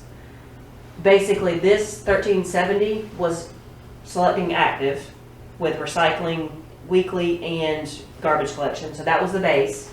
So once a week, just so the people that are listening in on here, so once a week, we're looking at regular service and recycling every week, not every other week. It's- Correct. Okay. Yep. Good? So that's $13.70 per household. If you look over here, I've got this formula here. Per household times 12 months, and we've got roughly 2,000 households. So that Okay. brings it down to this amount. And then I added in this white goods collection, whatever that option is, just so you can see how it works. Can Right. I ask, I saw that, just refresh me, what does white goods mean again? Freezers, refrigerators. Okay, so, Yeah. okay, that's what I Big thought. bulk, yeah. Yeah, all right. That we allow that day for that pickup in that neighborhood, that's gotta be out there the night before, and it's not sitting there for a week or whatever. So- So Now- we'll go through this in just a Okay. second. Y'all can decide which ones you want to choose, but just so y'all can see how this works, this is your base. This is just one added option in here. This is the total annual cost, right here. Mhm. And it Total does- annual being, right now, with basic service, It adds in the static cost here and all of these options that y'all would potentially choose. okay, And then this would be the cost of collection, which is that 1.5% for a Okay. total service cost of $420,000 per year. okay. Now, the first year, we're gonna have to prorate it because if they're only gonna service April, May, June, so 3 months. So when the tax bills come out, it would be whatever it is divided by, Okay, because this starts next yeah, April. It's gonna be a whole 8 April plus 1st. month April 1st of before 2022. we, yeah, Yeah. before we actually start. So making that, these that changes. being said, assuming like this is what y'all selected, the total service cost is $420,000 per year. That would be a total impact to the citizens of $217 a year. So that's what they would see on their tax bill for a full year. Again, the first year is gonna be different. It's gonna be that divided by 4. Okay, This is the total savings based off of an average of what we obtained when we were doing initial quotes. So this would be the savings that is generated to the consumer. Yeah, read the numbers. Yeah, I'm sorry, yeah. $138. $138 would be the savings. Sorry about that for those of Annually. y'all listening. And for those listening, we have up on the screen, the vendor, active trash was annual $336, Waste Connection was $372. If you use them, Waste Pro was $360, and average cost being $336. So we're showing with $356, I'm sorry. If you scroll up, Christina, the savings, I can show. So we're looking at impacting each home at a cost of $217 to get the basic service that you're getting today, saving you guys. So in 2 years, you're almost paying for your tax rate. If the average home is $500,000 in almost 2 years, this savings alone basically pays your taxes. So, and I think we'll be able, based on what I've heard, to add a lot of nice features here and, still be under this savings. So hopefully that's what we see. So first things first, we need to select the vendor to look at the cost, because the costs are going to be different per vendor. So if y'all want to talk about the qualitative measures and select, potential So vendor. do we have to select one and make a motion on it, or can we just select one we for can the select purpose? one just for purposes Okay. of discussing. So let's go with like the lowest one that we have. How about that? Okay. So if you want to look at the options that are listed in your agenda packets, I can go down the list. Bulk is one of them. Bulk is going to be your couches, your chairs, your bed, mattresses, any type of furniture, big boxes, anything like that you want to get rid of. I know that the discussions at the beginning of this RFP was that y'all didn't want to see this frequently, so we did do a 2 times per year option, which is with Active, which is the lowest bidder, is 50 cents per household. So we would basically decide in our negotiation with Active, let's just hypothetically say June 1st, December 1st, or we can select whatever it is. We would advertise that with our citizens and say, hey, if you've got any mattresses you want to get rid of, any old furniture, bring them out to your curbside on June 1st, December 1st, whatever that date is, and we'll collect them. So just for the sake of going through this process and all these little additional services, we're focusing on one vendor that's the lowest cost.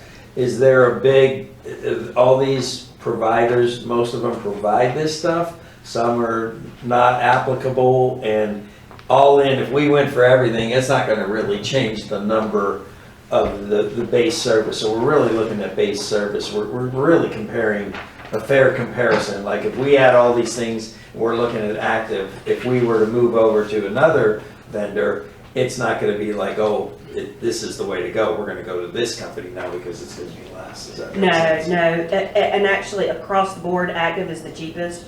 For example, on that bulk item that we just mentioned, the other vendors for 2 times a year were $3.27 per household. Mm-hmm. Okay. And $2.80. So they were substantially cheaper. Okay. All right. Well, then let's continue. So we're looking at bulk. Where's everyone stand on bulk and how often? Well, if you want. Yeah, I mean, my personal, I could say about everything there, but living in the community, living in the unique area where I live, but also being very mindful of the different HOA subdivisions, I have never seen a couch or chair out on the street. I don't think we live in that kind of area. I'm just saying. And I can't imagine, I'm just speaking for me, I can't imagine somebody putting a chair or putting something bulk aside waiting for the day, okay? I think people, by and large, just get rid of this. When they don't like something, it's going to Goodwill or it's going to. They figure out a process. Yeah, they figure out a process. I don't want to go. I don't want to speed everything up, but yard, I have never seen that either. But I'm sure in the more developed communities. Can we do one at a time? Okay, fine. Do one at a time. Okay. So I'm going to say bulk. I don't think So there's you're a need no for on that. bulk. No. I'm a twice a year on bulk. Okay, so we got one twice a year. Andy is saying no on bulk? No. Okay. Jamie? No, yeah, mine's gonna be pretty simple, because mine's gonna be no on everything except trash.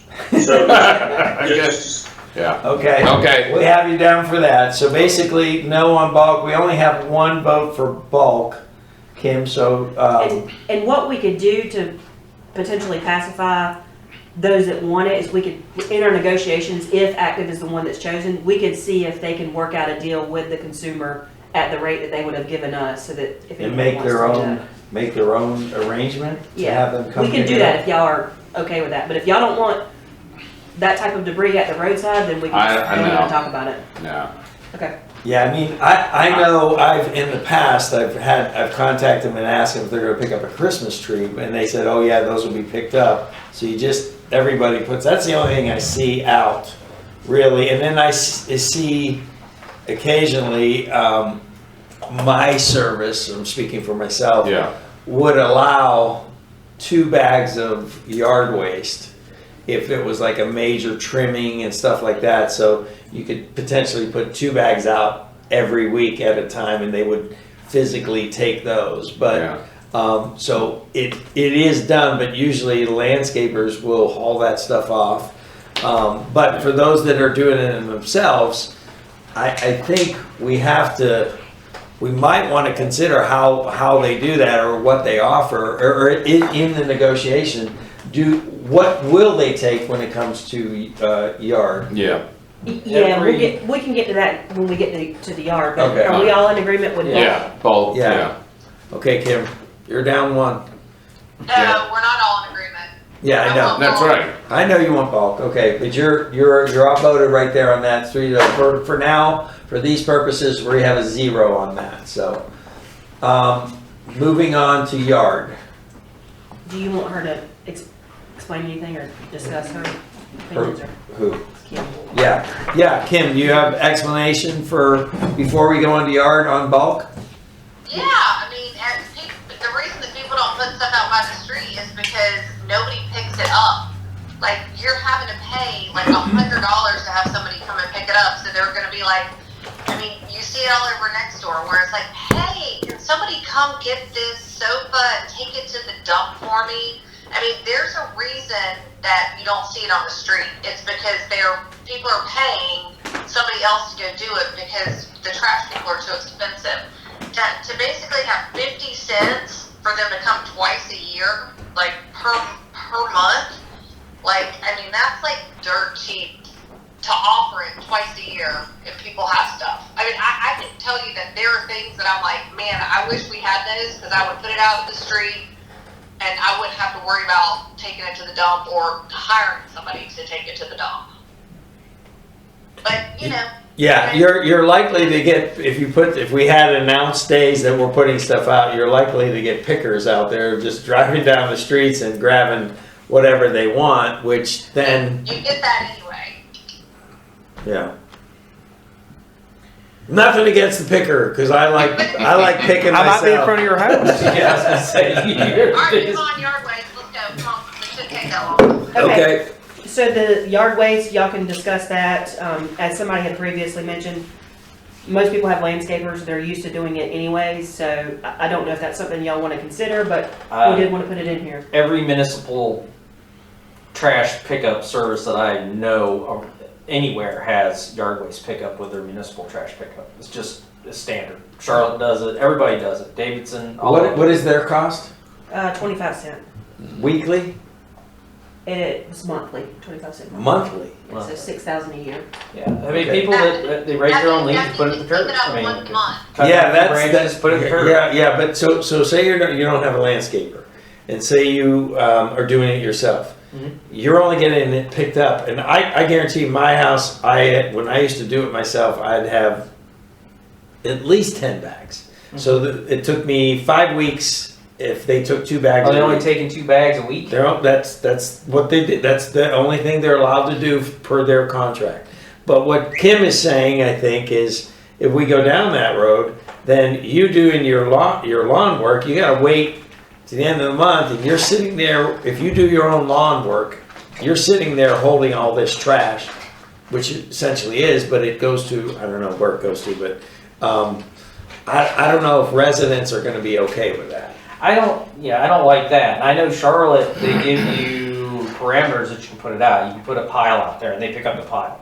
But it has to be less than 4 feet long. It has to be smaller than 3 inches or whatever. If you're putting branches out there, you can put out, Well, we're talking just bag They're, stuff. they're still gonna have the same parameters. Our options right now, it's not 4 feet, it's not whatever, it's do we want it weekly, or do we want it monthly, or do we not want it at all? No, Those are our- let me make one correction here. This is actually for weekly curbside containerized bag yard waste. Looking at the RFP, so it would be, the 25 cent would be. And it's not twigs and stuff like that, because those don't get bagged, branches and stuff. So that's something separate. The bag stuff is the leaves and the grass clippings. So this is just bag yard waste weekly, 2 bags worth. Is that correct?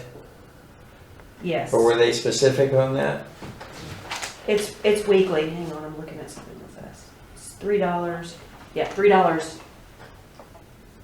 So it's adding $3 to the, It's actually 3, not 25 cents. I thought that sounded like an awfully good deal. Yeah, there it is, right there. yeah, so in that case, And that's only 2 bags. no. It's a bin. Oh, the bin. That's Yeah, a you bin. put it in So the bin. they're pretty big. So, Yeah, so in that case, here's the argument for someone who has a landscaper saying, look, you can save, because he's going over, one time dumping over to the land waste. You can say, you can negotiate with your landscaper and saying, you're welcome to leave it, because it's getting done once a week, just kind of going through the process. You're welcome to leave it at the curbside, but I want a reduction in my landscaping costs, because you're no longer having to pay, and I don't know how much you City of would have Rock to Hill, say. I know, doesn't allow you to do that. Commercial landscapers Right, have and to take it Charlotte off. doesn't either. Yeah. They have to take it off. They I are. have to take it off. Okay. If I do it, I can put it out, but if Right. I have a landscaper, they have to haul it. Right, that's the way Charlotte is too. All right, so just, if we add it in here, you see the $3, it changes your impact fee. It would be $254. Okay. So, is it an extra bin? No, it's actual bags. You still have to bag it. Can somebody turn their phone off? Joe? That's not me. That's not me. Who's whistling? Oh. Who's got a phone that whistles? That was me that just whistled. That's me whistling. So if you take it off, the impact fee is $217. Again, adding it, You put it on paint. it's I $254. You put it on I'm paint okay instead of with yard. It's the waste. same. I don't want yard waste. Okay. Okay, what are you at? No yard waste? Nope. I know Jamie's a no. Yeah. You're gonna get outvoted either way, Yeah, so it's either way. a 4, okay, that's a 4-0. One's a little bit apprehensive there, one of our council members, so. Moving on to paint. Paint, this is the way they submitted the bid, and I don't think that they meant to do this, but they did put $20,000 per year per unit. I'm sure it's a typo. Yeah, 20 grand. That's a no. So, I mean, if. Well, we gotta take it as it is and just say, do you wanna redo that? Because we'd have to say no to that. Yeah. Yeah. Because if it says that, hey, that's the deal, if you want paint, and we say, yeah, I'm paint, everyone's gonna get a bill for $20,000, so. Yeah. We get to negotiate the contract. Okay. Do y'all, I mean, what is the consensus on that? No. Y'all didn't seem too interested. You don't want paint? No, nothing paint. Well, I think we Once a discussed year? Once a year. Oil and paint? I mean, how often does one paint a But I house? think that's gonna be a drop off, that's not gonna be curbside, correct? Right, that's a drop off. Yes, Yeah. that's correct. Event. That's just like an event at Village Hall. You can And I would get a painter to do it, I wouldn't, I can't remember. A lot of when- people that don't get a painter. Yeah, to this, paint. Yeah. what I'm just saying is, there's a lot of people that have old paint that wanna get rid of it, and there's only really one place to go legally is a dump site. The closest one would Right. be, That's all. Yeah. and you can get an annual pass for $100. So- But I'm thinking once a year, if we negotiate a rate and we can take it somewhere, because I will tell you, there's a lot of people change their oil in their gas lawnmowers. Yeah. A lot of people change it in any kind of blower and they change that oil. Hopefully you have a container that you're holding it in, and then you have to make that drive over to the dump site. Hopefully we have a place located. But see, I see a value, because people are always repainting their homes once a year is not, I'll change you know, I have a whole section of paint that I have, and I just, and, you know, A lot of people, even when painters come in, they'll save. I mean, I got paint, I mean, I It's never left thought over about it, from it's sitting up on the sunshine. shelf. it goes old after about 6 to 8 months. It's no Yeah. longer good. So then, Okay, so if we can get this rate, like, not crazy, do we wanna have a one time a year, like, where we drop it off at Village Hall and that's where they pick it up? I mean, I would say yes. Yeah, I would say yeah. I would say yes. yes. Yeah, I would say yeah. Okay. Yeah, okay. So that'll be in contingent on that price, and if we have to come back and Yeah. negotiate that, we'll come back and negotiate that, if we go with this company. Okay. Moving on, Christmas trees was a On active, if active was selected, it was a no cost. no They still cost. they So still that's go with no obviously, we Okay. would want that picked up. Okay. Because everyone puts their trees out anyways, that's not too offensive, I don't think. cost. And then, Unless, tell me otherwise, unless you guys differ with that. I like the 'cause- sign in the pond for fish habitat. I can't say it. I know, I agree, I Yeah. agree. Okay. so we're good on that. Yeah, Electronics. TVs, monitors. They recycle that stuff at the Foxhole. There's a special place for that stuff. I know some people just toss it. but Right, if there's is there way a to charge to say, there is a charge now to go take it down there? Yeah, well, mine's up, my renewal is June 30th, but the last one I paid was $75 for the year for the use of the Foxhole, and that's the entire facility, other than the landfill, obviously, but like all the recycling, the kitchen bag, trash, and that kind of stuff. But they have a place for No, I know. TVs, monitors, and that sort of stuff. So evidently there's something that they There's silver, recycle. there's silver in a lot of it. Okay. A lot of Something electronics that is I'm silver, and that's why they, So but do we want it for part of the service here? is there, Yeah. is it a significant cost? What's the No, cost? It's, you know, it's funny. Is that like the paint, is it dropped off, or is it out in front of your house? it's $2 a year per unit, so that breaks down to 17 cents a month. And what is that, does it come to the house, or does it It's drop curbside, off? curbside. It is curbside. I say we put it in. One-time event. It's a one-time thing. One-time event, I'm all Curbside. over that. Yeah, then I'd say. Yeah, we can go with Because that. I have flat screens that die and I need to do something with them. Kim, Yeah. it looks like you need a And pickup I tell truck. you, there are No still idea, Joe. people with big tube TVs that just can't, that have no way to get. Trust them me, I anywhere. had that way back when I Yeah. remodeled, I had the big 60 with the deep. I still see them machine. at It was the Foxhole thing that- when I go to dump trash, so I know people still Hey, have so them. are we a yes on electronics once a year? Yes. Yes. The thing that frustrates me about electronics is always when you get that new TV set and it's like tires. You can't get rid of it. It's like it's a hot potato. You just can't get rid of it. It's like you Well, want that's true. They changed the rules down Yeah. at South, at the dump site there, so, but having it for $2, Yeah. Yeah. it adds $2 a year, is 17 cents a Yeah. month. Hey, guys, I'm gonna jump in here real quick. I'm still a no, and I'm just gonna tell you why. You're gonna have people that will think, well, every day's TV day, so I'm just gonna sit it down there, and then it sits down there, and then you got the people that have the TVs that date back to the 70s, that weigh 500 pounds, and if Active says, no, we're not gonna take those, we'll take the flat screen, but we're not gonna lift that 500-pound console and put it in the thing, it sits there.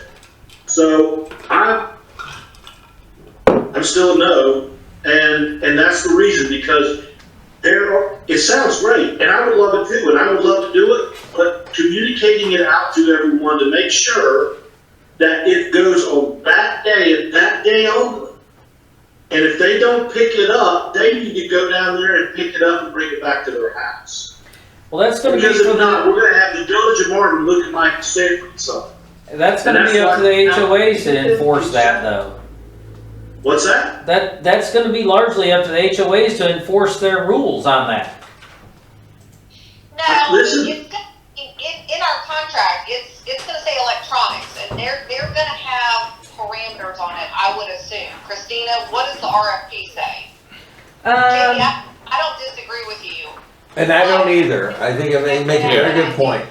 And I do think that the HOA is going to have to enforce, like, you can't have, trash sitting out on your, on the curb for a month or whatever, because they're not gonna come pick it up. But if our contract says electronics, then it is electronics, plain and simple.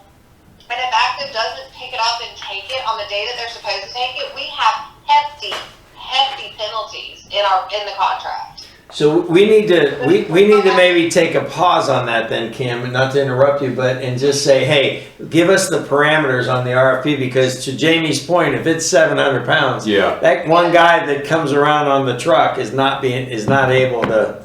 That's a heavy TV. It's not gonna happen. Yeah, we're taking a lot for granted, it's a flat screen. Yeah, we didn't actually set the weight parameters in the RFP. That's something that we would negotiate with the contractor when we got to that point. We may want to make that contingent based on getting more specifics Yeah. on weight and what they would actually take. Yeah. We're specifically thinking TVs that are over 200 pounds. Yeah. I agree. Okay. I agree with that.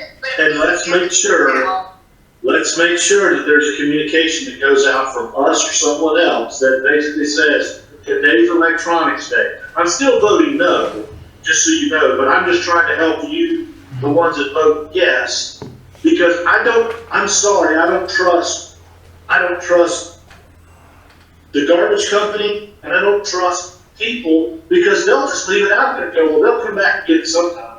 And then we jumped up the place. I don't want to do that. So I'm just trying to help. I don't want to be the problem. I want to be the solution. So what's going to happen we have to set the parameters for what we're going to allow as solid waste collection in our policy. What would happen in those situations would be that instance, the item gets tagged. So the vendor comes around, they say, oh, well, this is not an item that we would collect, we tag it. Let's say that somebody puts a couch out by the road tomorrow. And that's not something that's in our contract. So what they would do is tag it with a little tag that says, we don't pick this up, you need to dispose of it. They would have so many days to dispose of it, and if they don't, it would be treated as a nuisance, just as, not cutting your grass, something of that nature. So we would still have to give them parameters of the days that they have to reconcile the issue. And so you could potentially see that item out there for several days before we could impose penalties on the consumer. I mean, listen, I'm okay with several days, several weeks, no, but people are, again, yes, you are going to have people that do it, and they're going to, take advantage of it. But for the most part, I think the HOAs, people leave their trash cans out one day after, and they're getting a note in their mailbox, So I'll put this in here, and we'll have a discussion with the vendor that y'all select, and we can come back to that. Okay. White goods. No. No. Because if you get hell yeah, I want to pull a refrigerator out to the street. Yeah. if you get a new refrigerator, they're gonna haul the old one Yeah, that's off right. for you. That's right. Same with Right. washer and dryer. You don't Yeah. need. We don't need that. I'm Plus, it's a safety issue. That's the good news. Besides, But it's a TV safety set, issue yeah. too. You get a refrigerator out of the curb, kid get in it, all that kind Yeah. of thing. No I white don't goods. want- I know Jamie's a no. Moving on. Yeah. Logos on trucks. Yes. Yeah. Jamie, Yeah, you want to know? It's Marvin. Marvin, the logos on the trucks. The Marvin logo. that doesn't, it'd be nice to have. I'm okay with that, yeah. So it's 6 cents per thing, but then once they're in that first year, isn't it all paid for? Is that are they considering this 5-year plan? It shows No, the 6 cents. it would be a one-time. It would be a One-time charge. So next year the price would probably come down 6 cents, $1,400. Yeah, but you're going to have increases anyways based off of the CPI. Right, so. right. Okay, so that goes away essentially. Joe, where do you see 6 cents? I see $1,500. I divided the 1,500 by 2,000, which is roughly how much it would be. Listen, I like it because I think it's good advertising for all those unincorporated Union County people that, are like, ooh, See the truck right by, don't Yeah. drop their trash. Yeah. Yeah. It's like, man, We're going to require certain dress attire for the garbage guys too. I'm kidding. Just kidding for those listening. And Okay, so we all good on that? Yeah. Okay. Then the logos on the trash cans, actually Active was a non-responsive in that, which means they would not do the logos on the trash cans. So I called her today just to see if we could work that out. If they were the ones selected, and she said that that was a typo. They meant to be responsive and that they weren't going to charge for that. So, Which Christina is what we talked about today, because we do have, you know, a couple of homes in Marvin neighborhoods that are not in Marvin. And so Christina and I were talking that we were concerned that, you know, they're just going to stick your trash out, and, you know, the pickup guys or ladies aren't going to know that they're not in Marvin, that specific house isn't in Marvin.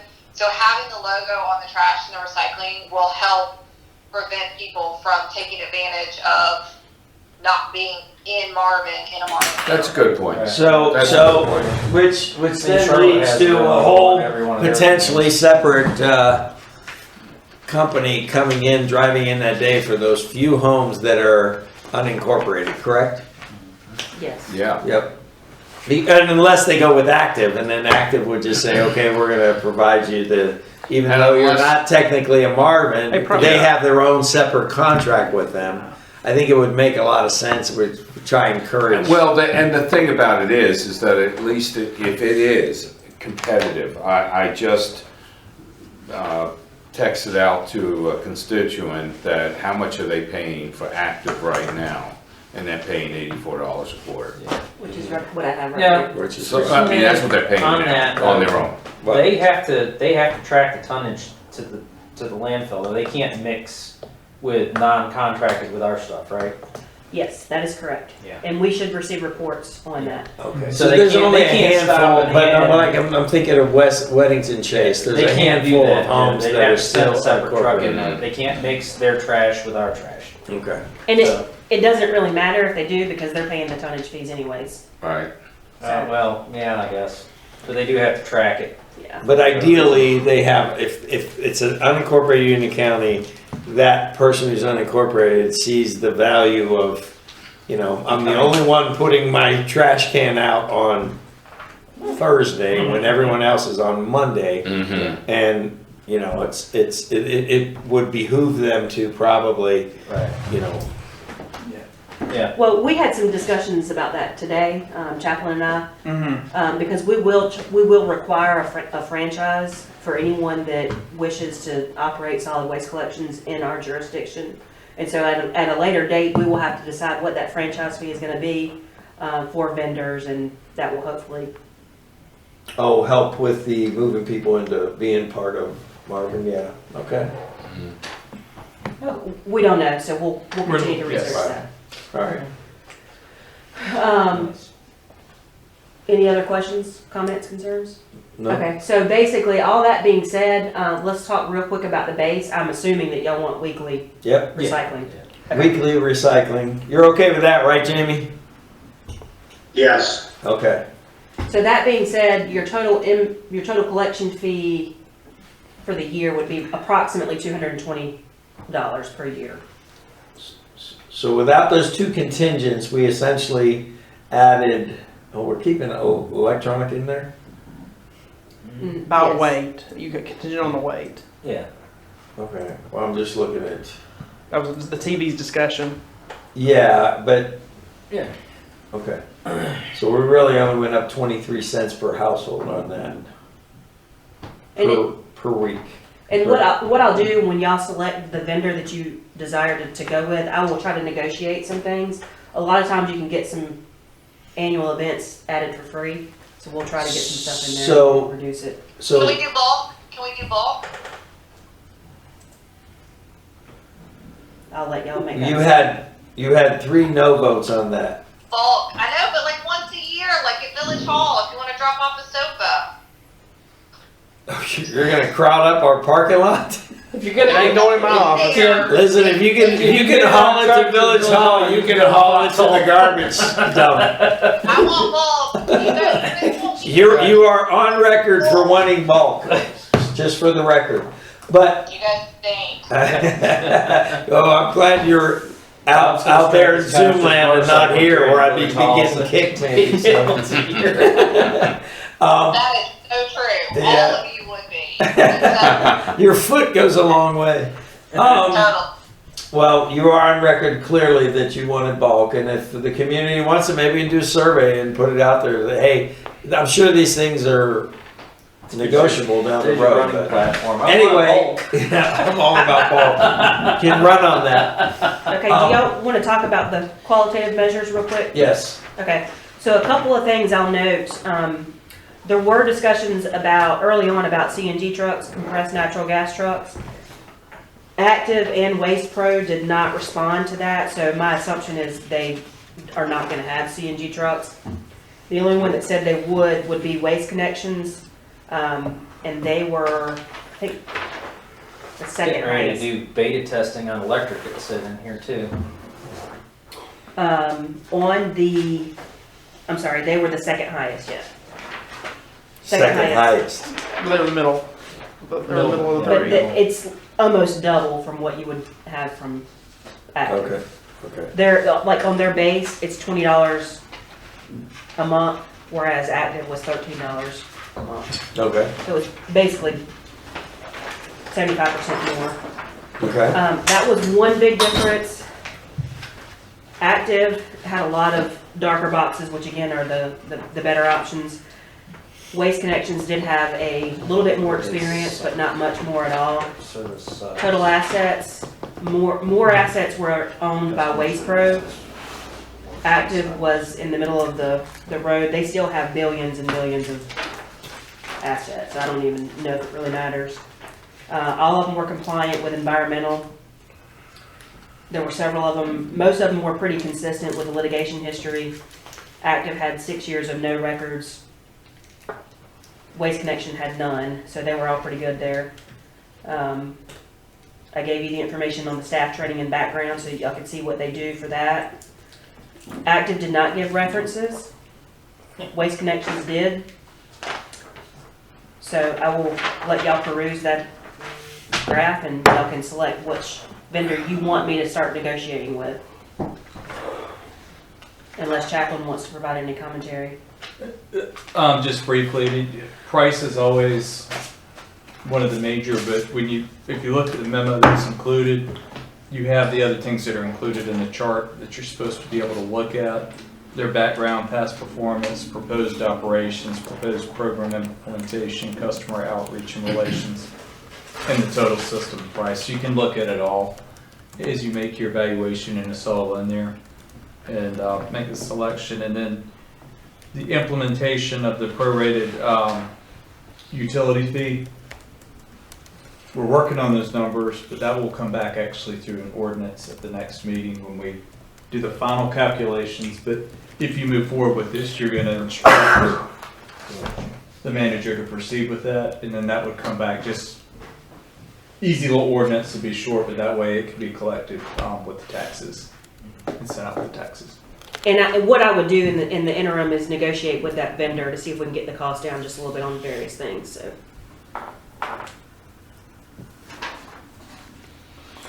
Okay, so that said, does anyone have any questions regarding the, what did you refer to this as? The Solid waste collection. No, this part of it, not the hard Qualitative numbers. measures. Qualitative measures, thank you. Any other questions or concerns about any of the companies? All right, that said, we show, I think what you're telling us is the lowest bid one is Active, correct? Based off of numbers, yes. And based on what all you are looking at, does anyone have a problem with moving forward and trying to enter into a negotiation with Active? Yes, they suck. I've had personal dealings with them. Their customer service, they're rude and obnoxious. Their service sucks. I fired them. I vote no all the way across the board on Active. And I also feel like that their price is too low. They're way lower than both of the others. And I feel like that could possibly cause a problem. If they're too low on their pricing, that could be an issue down the road. So, Okay. that's my stance. Bob, you have anything? Well, I mean, based off of everything that I was looking at, I was going to say active. I do not have any personal experience with them, so I'm just looking at that, and I respect Andy's thoughts on it, but I was going to vote for active. Okay. Kim? I'm gonna go with the lowest responsive bidder. I have had a couple of trash companies. I will not name who I have had and who I have now, but I would say probably across the board, I've gotten crappy service from past vendors and my current vendor. And I feel like with having the village and, managing it and having a person to talk to, that we'll be able to deal with issues that come up in the village, that we will get really good service. So I'm good going with active. Jamie? I currently, well, I don't have a problem going. You're cutting up, James. What's that? You're cutting out a lot, so I don't know what's going on. We're getting every fourth word from you. I'm okay with active. I understand and appreciate Andy's position, but I'm okay going with active. I think we're just going to have to find control over it because we're one-on-one. Right. If I was going to add any kind of anything to this, I would say that with Kim, and I will say I'm not using active right now, but I am the guy that calls my company almost weekly to complain about service not being picked up, whether it's where my location is and they just miss it or whatever.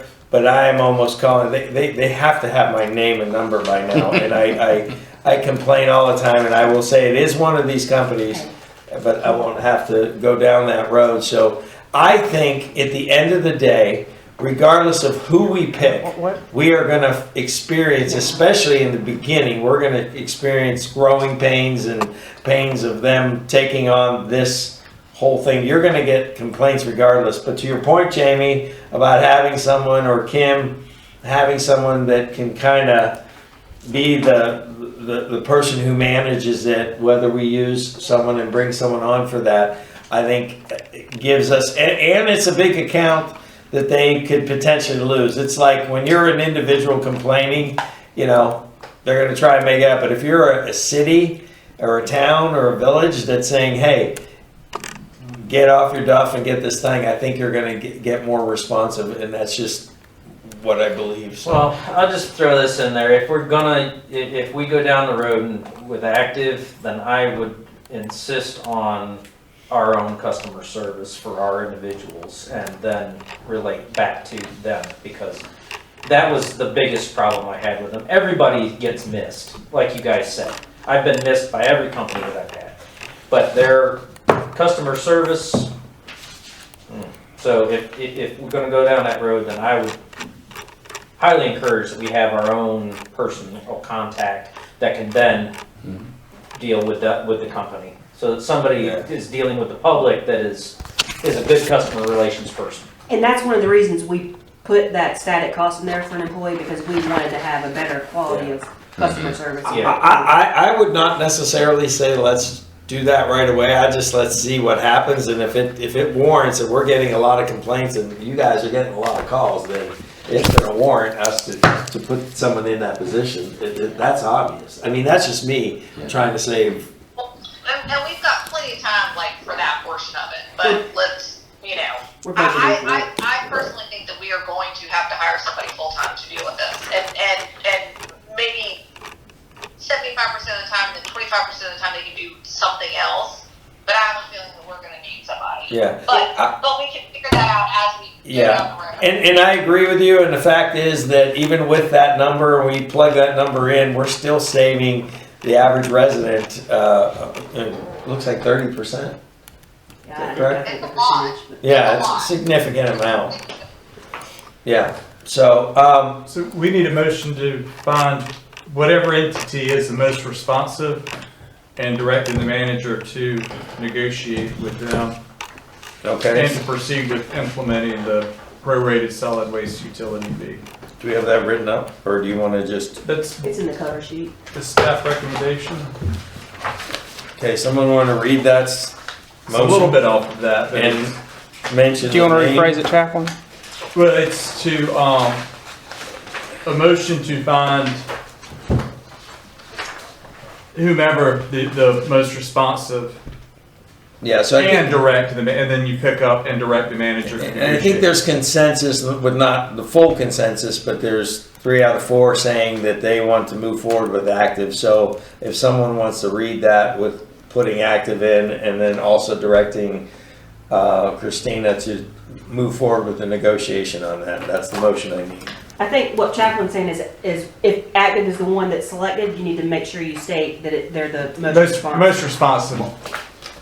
So I make a motion to find active as the most responsive and directing the manager to negotiate with active for a contract and to implement the prorated solid waste utility fee. If somebody wants to incorporate Effective July 1st, 2021. that. Yeah, and if you want to so move. All right, I'll try to make a motion here. Or you could just so move it, what you just said. So So move moved. it. So move it. She beat you to it. Yeah, what he Yeah. said. Yeah, All right. She adopted. Further discussion? All's in favor? Aye. Aye. Thank you. How did you vote, Andy? You're welcome. Okay. So the next up, what do we have to do? Do we have The anything? resolution of displacement. Okay. That's the new item 3. Okay, that's the new item. 3 is consider resolution to displace private solid waste collection services and move forward with municipal provided services. So moved. Further discussion, if anyone? Jamie, you look good there? All right. All's in favor? Aye. Aye. Aye. Motion passes. Moving forward with discuss and consider adoption of resolution authorizing purchase of furniture under state contract. Christina. The resolution that's attached is basically just stating that the selected vendor that we've been discussing with our furniture purchase for the new village hall is under state contract, and so we're going to be looking at exempting the 3-bid requirement because we're going off of the state contract, which is both allowed by statute and by our policy.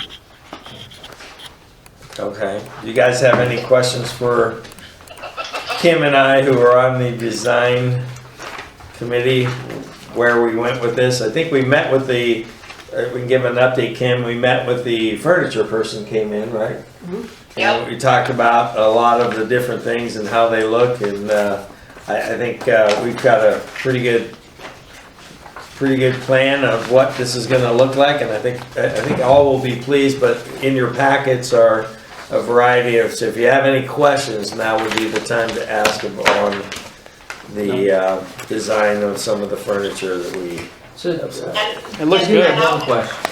Are you, Go I ahead. would make note that some of the, like chairs and couches and tables, like the actual finishes haven't been determined yet, but the desks, have been determined. So there's some things where you'll see like a TBD, and then there's other things that you'll actually see like what the colors are. So just make note, like when you're looking at them, you're like, ooh, I don't like that. Just make sure that it hasn't actually been picked out, because there's some that we haven't picked out, like the upholstery and things like that. my question was, are we getting furniture for the, I forget what it's called now, in the conference room, or are we building that in? We have the dais, we have a Yes. $17,000 allowance for that, and we've designed something that we feel like is going to benefit the community room and all of our functionality. So is it like something that can be moved and, It is not. oh, so it's built in? Yes. That was my question, whether it was gonna be furniture or built in. That's for It looks the- nice. It's The chambers. Oh, yeah. Didn't he send an email a couple days ago with different options? So I know there was a discussion at one point whether we were gonna It's do more that like this. so that it could be moved. Kinda or if it was hexagonal. permanent. Yeah, Yeah, it'll be permanent, yeah, okay. is what I think we were. Hey, It's fine, guys. It's fine. He did. We'll come back to it. He did send an email with 3 options. I'll forward it to you. Just I got it. Okay, so basically, are we within budget on that, or what are we looking for here? So we had budgeted approximately $175,000 for furniture, AV, security. And at the last council meeting, I'd given some numbers as to what I had expected us to go over, which was gonna be absorbed in the contingency, and it was, I don't know, it was right at $100,000, because the quotes that we're getting in are a little bit higher than what we expected. However, I'm still working on a few different quotes for security. For example, security came in at 50, and that's access control, very limited cameras. So we're getting a couple different quotes on it. AV is going to be around 50-ish to 75-ish, depending on what it is we select. So we're still working out those technological parameters, but we will be short based off of what we budgeted, which we'll have to pick up in the contingency allowance. And we have funds there. We can only use POW bill so many times. We should frame that in the new village hall. So what do you need from us on this So thing? you need a motion to approve the resolution authorizing purchase of furniture under state contract? Correct. So All right, there it is. So moved. Further discussion? Sorry. All's in favor? Aye. Motion passes. And then second, the packet that you have inside of your agenda that has all the, like Mayor Pro Tem had mentioned, has all the specifics, the furniture. I'd like to go ahead and get a motion on approval for that. Obviously, the design committee is going to sit down and meet more with the finishes, but I'd like to go ahead and sign off on that once we're ready to make that purchase. So a motion to approve the furniture selections. You got a motion on the So table? moved, Christina. Further discussion? No questions. All right, you trust us. Thank you. Not really. All those in favor? We don't have Aye. control. Aye. We got a good team. All right. Thank you. Next up, we have discussion, number 4, discussion of and consideration of sketch plan for the estates at Marvin Branch subdivision. Rohit? Awesome. Great, so today we're considering the sketch plan of the Estates of Marvin Branch subdivision. I've mentioned it at a previous meeting, so that wouldn't be the first time you're hearing it. But I'll just recap certain things about this proposal. So the the application is being presented by Jones Homes on the 28.5 acre property on Joe Carr Road. It's just east of Marvin Road, and it's adjacent to Marvin Creek, and Wandering Way across the street from Helena Court and Legion Fields.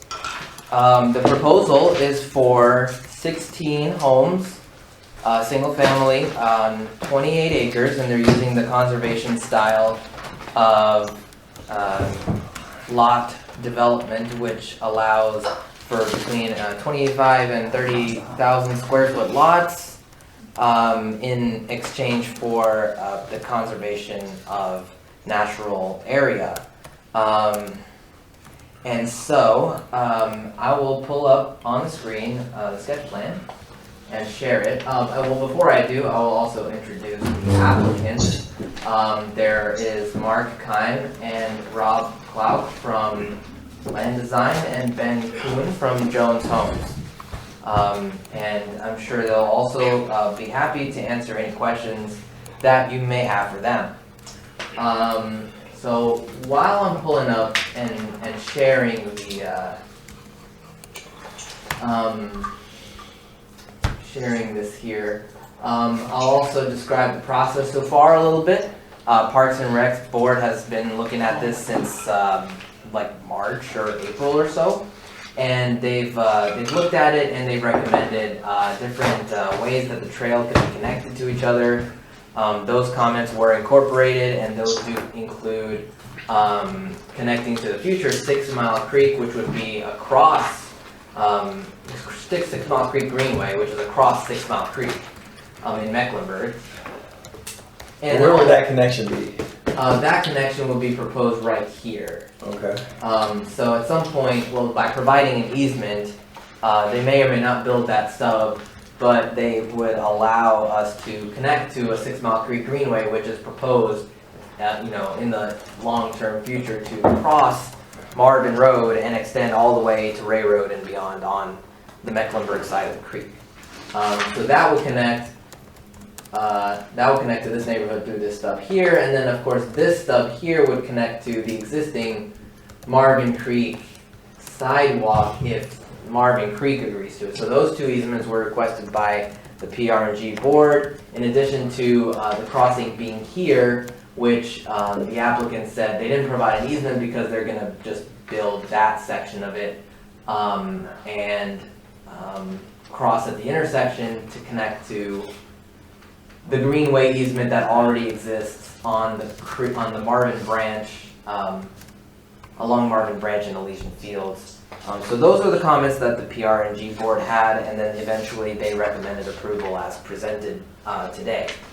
PRG did. Yes. Okay. Planning board has also looked at this, and as was their comments,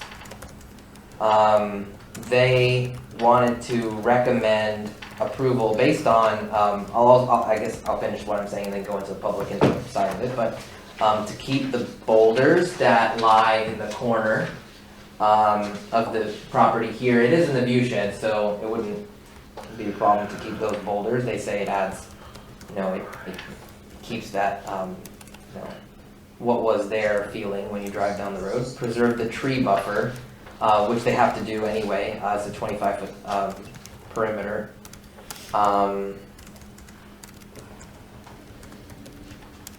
Plant trees to increase the density to our minimum density of 1 tree per 2,500 square feet. Or in other words, for a 25-foot wide buffer, it's 1 tree per 100 linear feet. And plant trees around the lots that have insufficient screening. I'll discuss that in a minute in specifics. The public input was held on May 5th. There was a 2-hour section of it on site and a 2-hour section in the evening at Village Hall. Both had about 9 or 10 people from the public in attendance. And I would say that most people just came with questions and everyone left with their questions answered. Questions ranged from things that we are responsible for, such as the lot size and configuration and trees and view shed and the creek and everything. And then there were also questions about the house models and what size homes they would be and how much they'd go for, but that's not in our purview.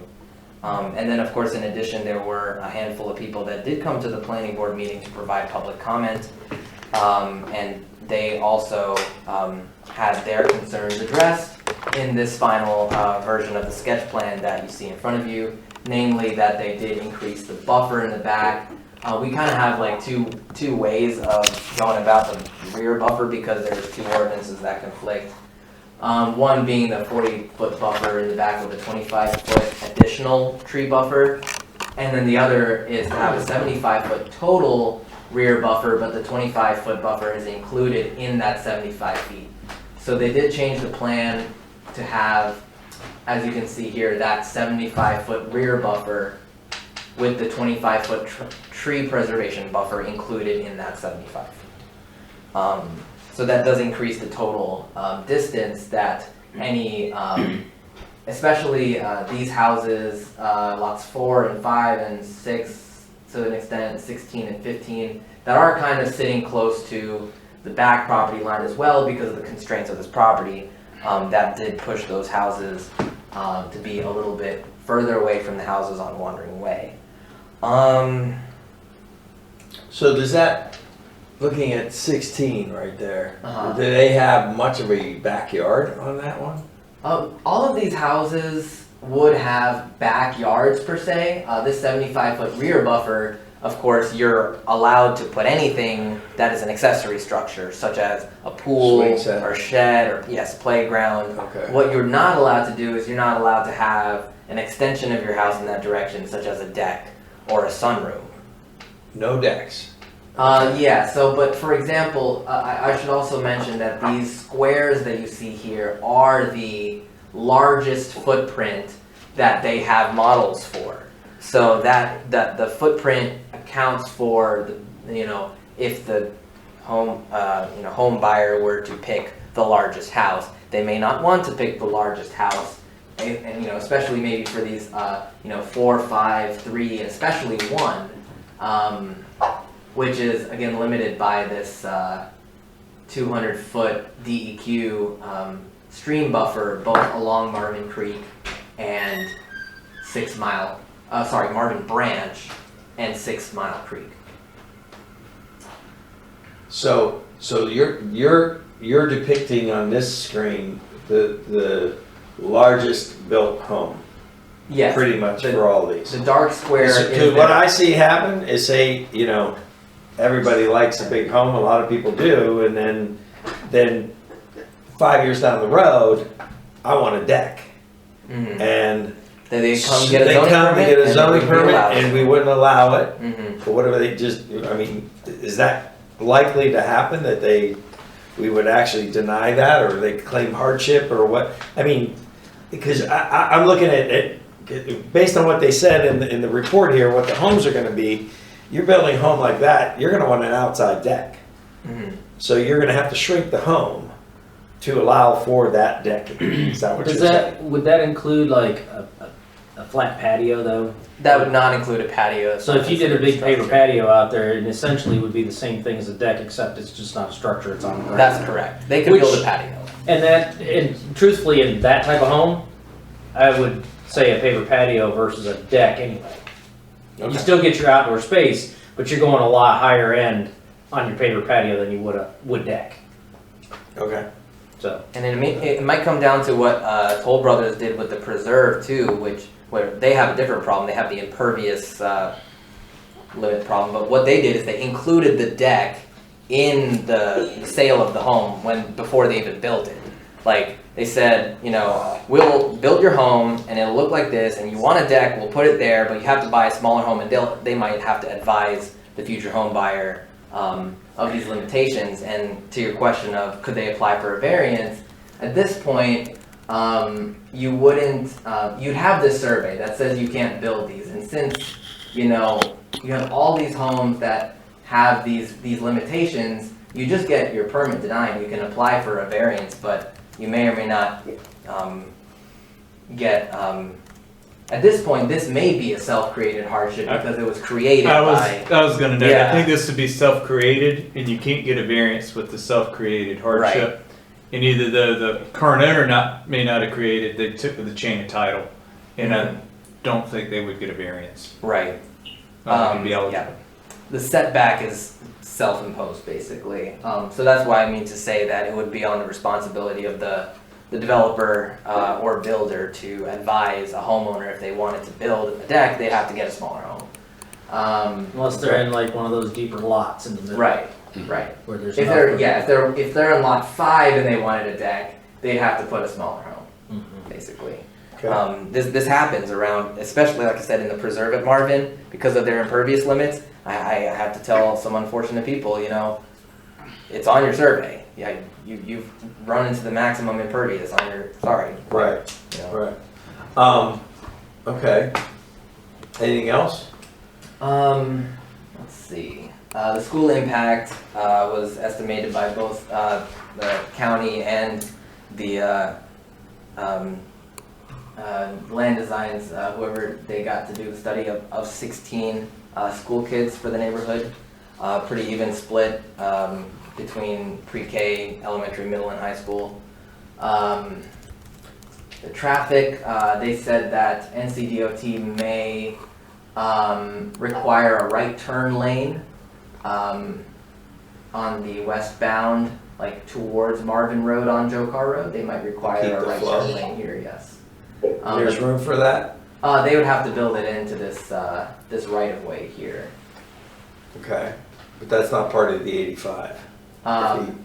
No, looks like there's, the property ends, the property ends, this is the right of way here, and this is the road here, so there's all this room to The build. beginning that of the right road, away, yeah. Yes. Okay. So that's in the state right away. So- Right. So they can do what they want to with it. Right. I'm gonna throw the flag, I think I talked to you before the meeting, I'm gonna throw the flag on the one kid per household. I think I think that's a low number, but you're saying that report. Right. It You know. does come from, it is their estimate, the developer's estimate, they came with the number 16 school kids for this neighborhood for 16 homes.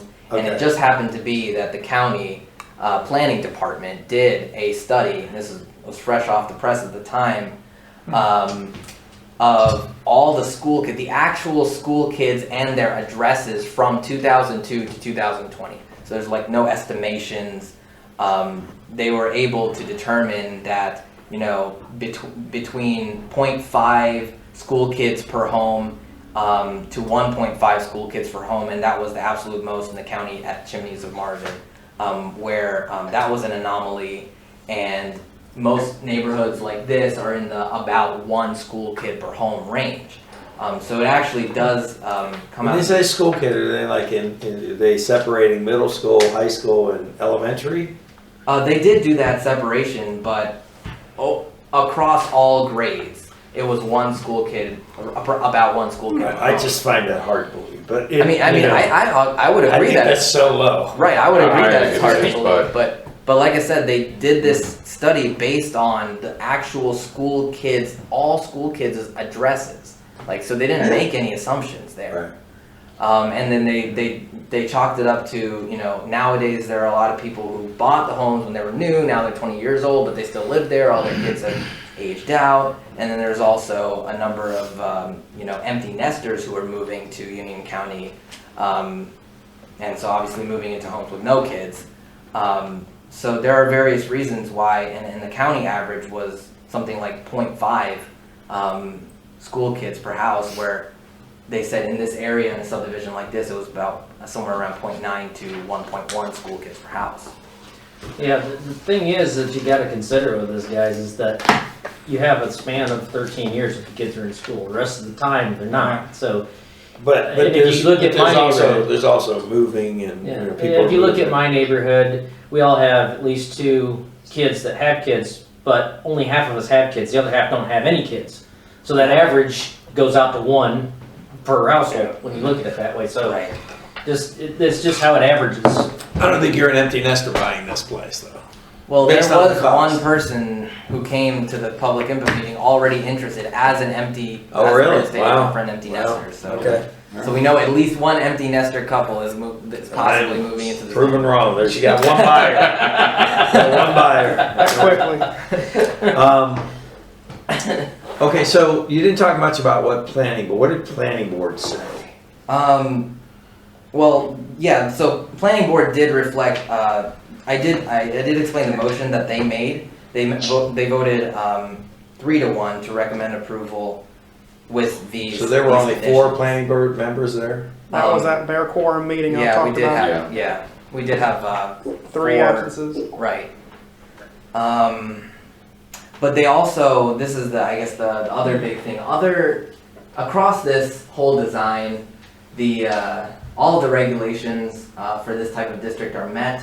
But there was a pretty in-depth conversation about the subject of reducing the viewshed buffer on one side of the street to 85 feet, which is allowed in that same conservation subdivision, where there's a blurb that says if there's a hardship, what was it? It's like if there's a substantial hardship in the strict application, the council may allow them to reduce the viewshed to at least 85 feet, so no less than 85 feet in depth, and the applicant is stating the hardship of the 200-foot DEQ buffer, which does extend well beyond the floodplain, and this is something that I do have to explain here. So on this map, you can see there's two dashed lines. The floodplain is what is physically unbuildable. That's because it's a the floodplain, right there. Right, but this branch and the Marvin branch and the 6 Mile Creek have an additional buffer. They have an imposed 200-foot buffer because of the protection of the heel splitter, and that goes far beyond the floodplain and basically limits development on most of this side of the property. But I don't understand the hardship if they knew that going in. Because they had to know that going in. Yes. But in our ordinance, the description of hardship does exempt that. It does specifically say if you know you are allowed to apply for a variance and get it for something that you knew when you bought the property. Could you hand me that ordinance book back there? It's the hardship is not the result of actions taken by the applicant or the property owner. The act of purchasing property with knowledge that circumstances exist that may justify the granting of a variance shall not be regarded as a self-created hardship.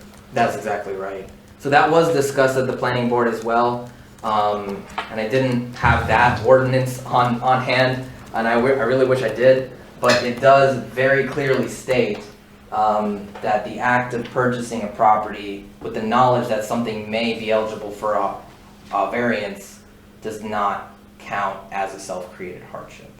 In your language talks about substantial hardship, and a substantial hardship on the property owner due to the unique physical constraints. So that's what you have to look at. Yeah, Okay. and as I drew here, it's a floodplains obviously exist all throughout the country, world, whatever you want to call it. But this particular creek and branch has an additional buffer imposed by DEQ, which as I saw, let me see if I can pull that annotation back. If it were not for, I gotta move this back here. If it were not for the buffer, they could build houses on the entire other side of the street. That's not gonna ever match up again. If it weren't for the DEQ buffer, right. They could build houses on the entire other side. All of the the street. way up into the property line behind the flood zone. Right, Yeah. and not to mention, this type of district, this conservation district would have allowed them for at most 24 homes. But they could only fit 16, even with the provision that the viewshed buffer were reduced to 85 on this side. In that same blurb, of course, it does say, and the applicant is aware, that if this is granted, that the exception to have the view shed, then any houses that would have been, that are would be in the reduced view shed would be required to be screened with opaque screening, so that the view shed, the intent of the view shed is still preserved. Opaque screening, help me out with that. Opaque screening would be something like evergreens planted 5 or 6 feet on center that grow to 3 feet in diameter. So within a few years, they basically create a wall. Yeah, create a wall. Okay. So, I mean, like looking at this and asking us, is there precedent on this, or is it like, because that's my concern. That's a good question. So that was also included in the minutes of the planning board for their consideration. Across the street of Joe Carr Road, Elysian Fields was presented in 2008, and they were granted the same variance for the same hardship. They also exclaimed that the DEQ viewshed, the DEQ buffer prevented them from building any homes on this side of the road. They, in fact, out of the 9 lots, this is basically a conservation area that may or may not have enough, buildable area for one house along the whole entire property, and the other 8 lots are on the opposite side of the street. So at that time, it was offered by the applicant that they would increase the view shed on the other side of the street, preserve all the trees there, and then reduce the view shed on this side of the street to 85 so that they could fit one more house, and it was granted by the council at that time. And I did ask planning board's opinion, and they did vote, not unanimously, but they did vote in favor of recommending the 85-foot view shed buffer. So there is precedent for the same reason on the other side of the street. The actual same branch and the same DEQ buffer. So did we look at the minutes from when that happened from them? Is there any Yes, minutes yes. I have the minutes. from that years ago? Yes. I do have the minutes from that. I gave them to planning board. I'm not sure if I did or didn't put it on in the packet for this council packet. Give me 1 second.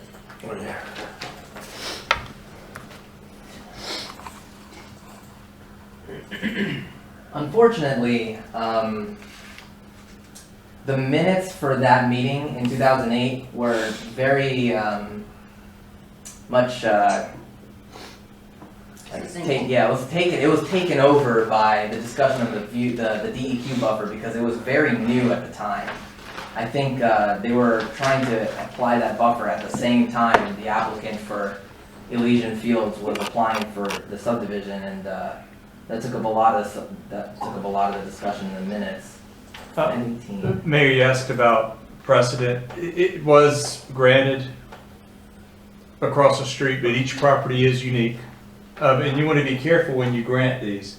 That property looked like there was more unbuildable area, and there was a larger area from what it sounded like that wasn't built. So each property is different and unique, and if you grant it here, I don't think it binds you to grant it to the next one. You need to look at each property on its own and see if it is unique, if it's different than other surrounding properties.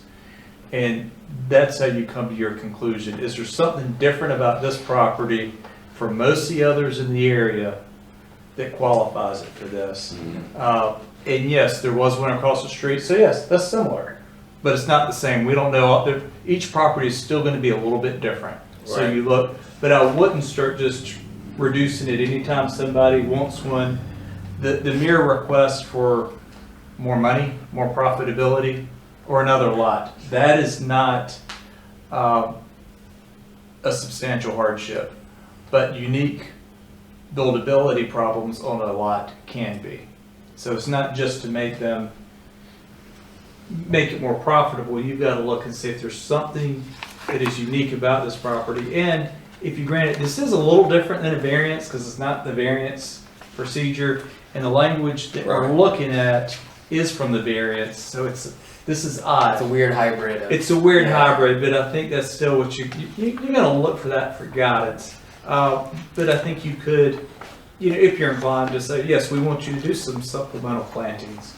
Actually, it's required to in that Yep. ordinance. The same one that allows the reduction requires opaque landscaping around any houses that would be allowed in it, Effective. And I don't want to speak for the rest of the thing, but that's kind of my concern is how does this affect going forward?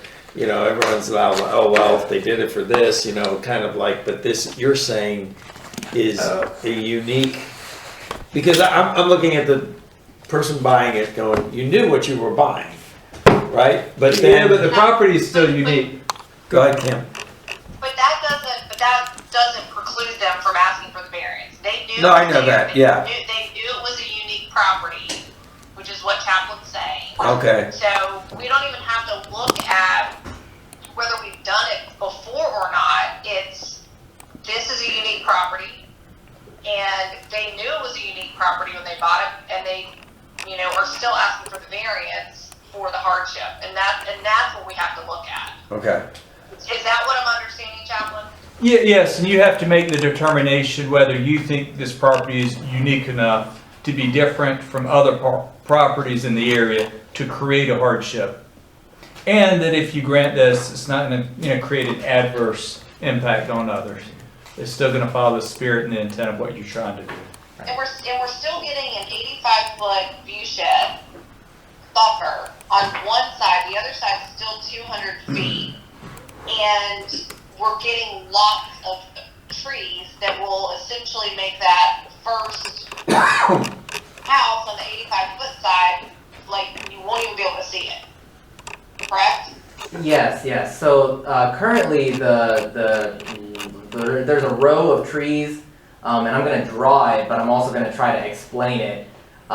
There's currently a row of trees around where the second house in would be, and so for them to be able to get that view shed reduction, they would have to plant trees all in front of and behind and on the side of the lot 16 that they're proposing to build in that reduced view shed. If not for that reduced view shed, they would not plant any additional trees because they wouldn't be required to, because the view shed, if not reduced, doesn't actually have any requirements for how it should be screened.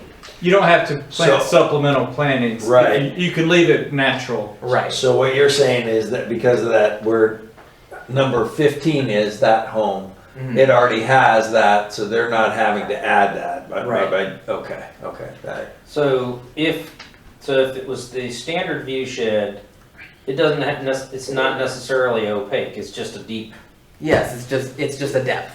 Yeah. So you could look right down and see every house in the development the way it is. Right, but with the reduction in view shed, it does say, and I'm trying to flip to it and talk at the same time, but it does say it has to be opaque, which is unique to this provision, because other screenings only require 95% opacity, but by saying just opaque, it's pretty clear that has to be 100% opaque.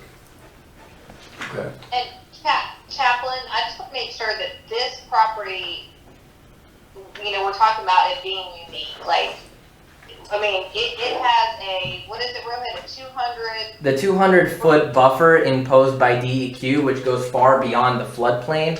I had originally proposed that this was unique because while many other properties with creeks have floodplains, this is one of very, very few properties in Marvin that has that additional 200-foot DEQ buffer to protect the heel splitter. And it has it on 2 of 4 sides of the property. I know what the heel splitter is. Does everybody else know what that is? Yep. Yep. An expensive clam. Yeah, I think the board can make that conclusion, but I think that finding is justified. I think the board also has other discretions in their findings, but I do think that would be supported based upon what you've heard if the board is so inclined. Okay, so I kind of feel like we're going round and round that now, so I'm gonna make a motion, and if we want to discuss it some more, we can, but I'm gonna make a motion to approve the sketch plan for the Estates at Marvin Branch subdivision as presented. Would you like to add the recommendations of the planning board in their motion of approval, which was to keep the boulders, don't disturb the trees in the buffer, plant trees to increase density, and plant trees around lots which have insufficient screening?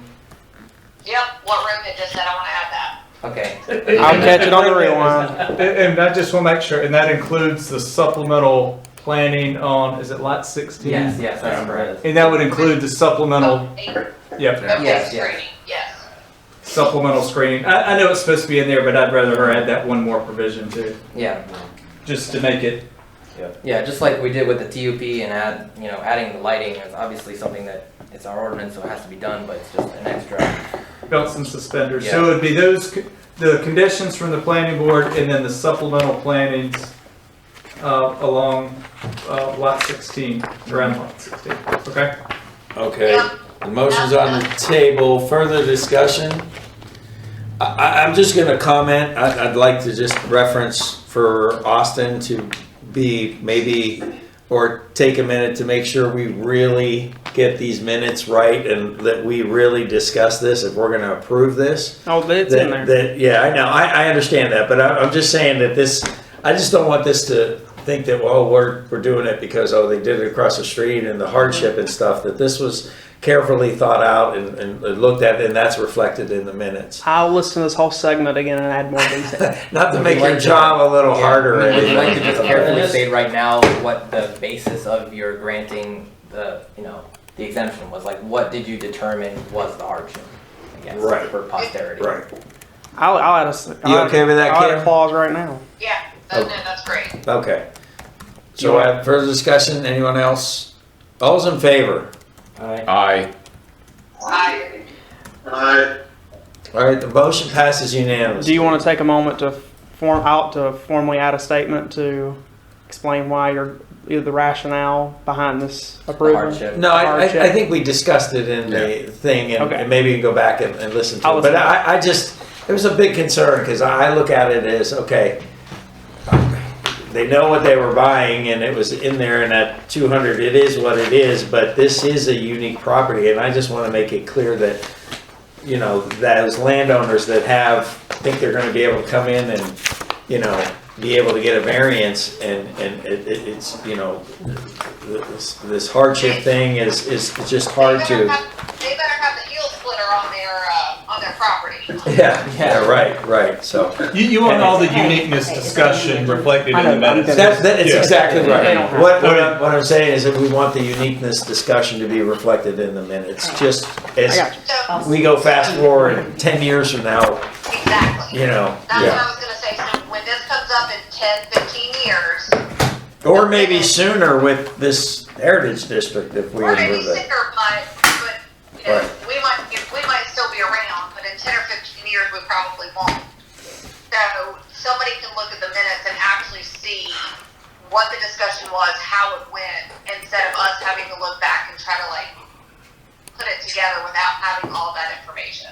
Right. The detail will be in the Yeah, minutes. these are minutes that we'll look at closely, so thank you. All right, that said, so that's approved. I guess congratulations to you all out there. I don't know if they have, Yeah, if I may add just another sentence or two about the future of the procedure, right, of the major subdivision. Well, the sketch plan is the first of 3 phases, big phases. With the approval of the sketch plan, the applicant would move into the construction plan phase, which, for just anyone listening, is approximately 4 to 6 months for the detail it requires. And then it would also, again, come back to the planning board and the council, and at that time, they would also have a public hearing. And then if that gets approved, then they still have to come once again to the planning board and council for their final plat. And if all those things happen without any major roadblocks, the process would take about 8 months at best from here. Okay. Thank you. Thank you. Thank you. Thanks. Okay, so we're moving forward on to discussion of post-COVID meetings. Okay, I included in your packet a brief memo, the existing policy, and a couple emails from the clerk listserv I got about how people are proceeding. At the last meeting, you guys briefly asked, what are we going to do? Once the state and county states of emergencies have been rescinded, according to your policy, you'll revert back to the original remote participation policy, which means you're allowed to participate remotely if you are out of town at least 1 hour away, you have a personal illness or disability, or there's an emergency situation. You're to notify me at least 8 hours before a meeting. And you will not be allowed to participate if you're remote for quasi-judicial hearings, closed sessions, and, quote, any other official meeting in which the subject matter to be discussed is subject to privilege or considered confidential, such as attorney-client communications or personnel matters. And there's more procedural stuff in there. So as things are established, this is what you'll revert to once those states of emergencies have been repealed. Am I saying that right, Chaplain? You are in. If you want to look into more flexibility in the future, the legislature was looking into expanding the remote meetings, and I don't know if that's something I want to look at in the future, but they wanted to look at broadening it I mean, one of the things, when this was written, they were careful of saying that there's a quorum already here, because they wanted to make sure that if there's any challenge from someone else, that you have a quorum already here, and then with the quasi judicial. And some of those may stay, but that if y'all want to look at this in the future, later on the summer next year, we can, but this is what you'll go back to soon. And it is more restrictive than what you've got now in the emergency. The other half of this is public participation. Currently, we have with the WebEx, people can chime in for public comments and public hearings live on video. Swearing them in virtually is a whole legal complication. But the two examples I included in your packet are from Belmont and Davidson, and they're going back to how things were pre-March 2020, where people can submit their comments through email or come in person, but they can watch online. If we were to do this way, I would recommend YouTube Live because it's easier on staff to set up meetings. But really, this is for you guys to discuss and decide how you want to facilitate public participation. Whether the question is it important for people to be here for public hearings, or do you want to allow people to be remote? Well, I mean, I don't see concern. Go back to public. Could we still do a Zoom feature for those who want to chime or listen? Well, if we did like YouTube Live, the people in the public who want to listen, they can just go on YouTube and it's there for them to watch. Yeah, so I'd like to keep that going for those who can't Yeah. make the meeting, or maybe have to babysit or whatever. Mhm. Still want to know what's going on. But I do think getting back to in-person speaking and that kind of dialect, it's an art we're missing very quickly, even with the young kids, and when all they're doing is texting and stuff. So in-person is, I think, a good thing. I don't think anyone has a problem with being, unless you're an hour away, what we imposed and why we imposed I it. think the rule, going back to the rules. When is that going to happen? Do we know? Once those states of emergencies have been rescinded, which who knows? It could be next month. It could be 3 months. Who From knows? what I have been reading, you can stay in a state of emergency as long as there is an impact from the catastrophe, so to speak. So there is, unless it is voted on by the state council. And the only way to do that is to get everybody on board and vote the state of emergency shut. So this could go on for years. So the county too. Jamie, if you're listening, I'm going to say I'll vote for when they take the gates that are around the Capitol down. Then I will say we're out of a state of emergency. You guys, just an FYI, the South Carolina governor just rescinded their state of emergency, I think, yesterday. So it could literally happen tomorrow, or it could happen, like Andy said, in months. So I don't know that we need to make that decision like right now. But be prepared for it. But we can make our own policy to go back to normal, correct? Oh yeah. That's what Davidson is doing. It sounds like so. I mean, we could go back to normal. Chaplain. 100%. I mean, we've been inviting people to come into the village basically almost the whole time, like at a social distance, capacity. But I mean, now like everything's pretty much open up 100%. So I would say that we're back to pre-COVID. If you want to make a public comment, you can come into the village and make a public comment. If you want to send something in, that's fine. But I'm all for, you come in, you tell us who you are, you can make a public comment. Chaplain, correct me if I'm wrong on this. If the council has a meeting that is not a virtual meeting, meaning that they are all in person, do those same restrictions on quasi-judicial public hearings still apply? No, you wouldn't have that waiting period for the public comment. You have to have that if you're having the virtual meeting in the state of emergency. That's why you have that weird language that Rohit's been 24 hours. putting in there, and good job with that. And it sounds strange because we only wanted it to be contingent if there was a negative, because we got one that somebody said a positive. That is all only if you're in the emergency. So then yes, it would come back to regular.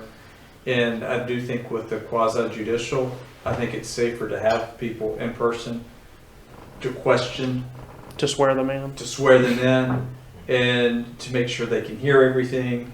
It's just, unless and until we have legislation, I think that's the way to do, is the old way, and have them here live. So are we looking at making a policy change here and putting it back to the way it was pre-COVID? Do we need to make a motion? Do we need to make a policy change? I mean, The policies already exist. Policy exists. yeah, there's no change of But- policy. It's just, I'll we're let Chad basically agreeing to going back to Good, what yeah, that's what I'm saying. Are we policy looking at- we changed a while back before you guys got on. So is there something Yeah, official we need to do to go back to that? I think you need to just maybe instruct the clerk. That once we're out of the state of I don't think we emergency, have to offer that. Mhm. I think it would just be to instruct the clerk upon confirmation from the village attorney that you can move to traditional meetings under your traditional rules. And therefore, there wouldn't be the virtual option of everybody to sign in and have the virtual public comments. You wouldn't have the public hearings or the decisions subject to that 24-hour rule. It would go back to your current policy. So what I'm asking is, we don't have to wait for the emergency to be lifted. We can. No, but I think though. That'd be the longest we could wait. But I think Right. there's still, I think once the governor, my opinion, once I think the governor removes the state of emergency, the word gets out. Like right now, for example, I went over to a store, I went over to Lowe's, and half of the people are wearing masks, half of the people are not, and there's still this confusion. So I think to do something here and say, well, we're okay, everything's all right, you're still going to have people that want to get on. They'll be calling him next month and say, I need to get on. You know what I'm saying? In other words, it's not official. Even if we do it, if we do it, everything's okay. I don't know. I'm just saying it's. I think to your point, the safest bet to go is wait till the state enacts removes the state of emergency. Even CRTPO, I know, they had us do surveys. They're thinking of keeping it because number one, it encourages more attendance to get being remote and us be able to participate remote. I don't know how they're going to get around that because that's a separate quasi-judicial stuff, that kind of thing, which is, That's the problem. this is the difference. Yeah. What you're doing is you're just having a meeting, you're discussing things. This is But this we're is voting different. on things Yeah. too. But I get your point. Yep. So One last thing I need to ask. go ahead, Kim. So, I agree with Bob. I think that until the state of emergency is actually lifted by the governor, which I think that's, where it's gonna come from, we leave everything the exact same way because under the state of emergency is where they said that we have to, extend public hearings so that if people can't come, they can continue to submit their comments, 24 hours after. So I think until it's actually lifted, everything that is happening right now stays the way that it is. But as soon as it's lifted, we as council and staff know that it reverts back to where we were pre-COVID. Yeah. And I haven't heard anything from anybody that disagrees with that. Yeah, I agree with that, and we don't need any other lawsuits for any other reasons. Can I ask a quick question? So one thing I'm asking about here is, once we go back pre-COVID, are you guys okay with us still having allowing people to watch? They just have to be here to speak. Yeah, Yes. And that would be live streamed. Yeah. YouTube Live, I'm all for it because it gives people the opportunity to be able to be. It's easier to use listen to a council meeting live if they can't be. Yeah. And this is light years beyond what used to be. Right. It was like a month later, 2 months later, 3 months later, you're listening to these grainy audios, So. This goes bye-bye if we do that. Right. You're correct, Austin. Okay. Like, it's, once we go back to pre-COVID, they can watch. If they want to participate, they need to be in the village. Okay. I think we're on board. Yep, All right. I have my direction. So. Okay, thank you. Moving on, we're gonna go and discuss and consider appointment of applicant to the planning board for a term expiring 3/1/2023. Did you all get a chance to review the applicants? I got a chance I to did. get two, but I didn't get the third. I've got the third in my hand now. I'm going to pass it out. This is Richard Holzberg. Apparently, he used to be a planning board member years Yes, I know Richard. ago. So See you that? Yeah, he dropped off for a while, and I can't remember why. but yeah, you have three applicants: Buddy Morgan, Richard Holzberg, and Kenneth Marino. They all seem qualified, and I hope you've had a chance to reach out if you had questions. We're just filling one, right? Yeah, it's one. Anyone in particular want to? I'm familiar with Richard, so I know his background. I don't need to look at his. Anyone in particular have a motion or want to make a nomination for this, or any questions? I don't know if you had a chance to reach out to any of these individuals. I know two of the three I've talked to personally, so any other comments?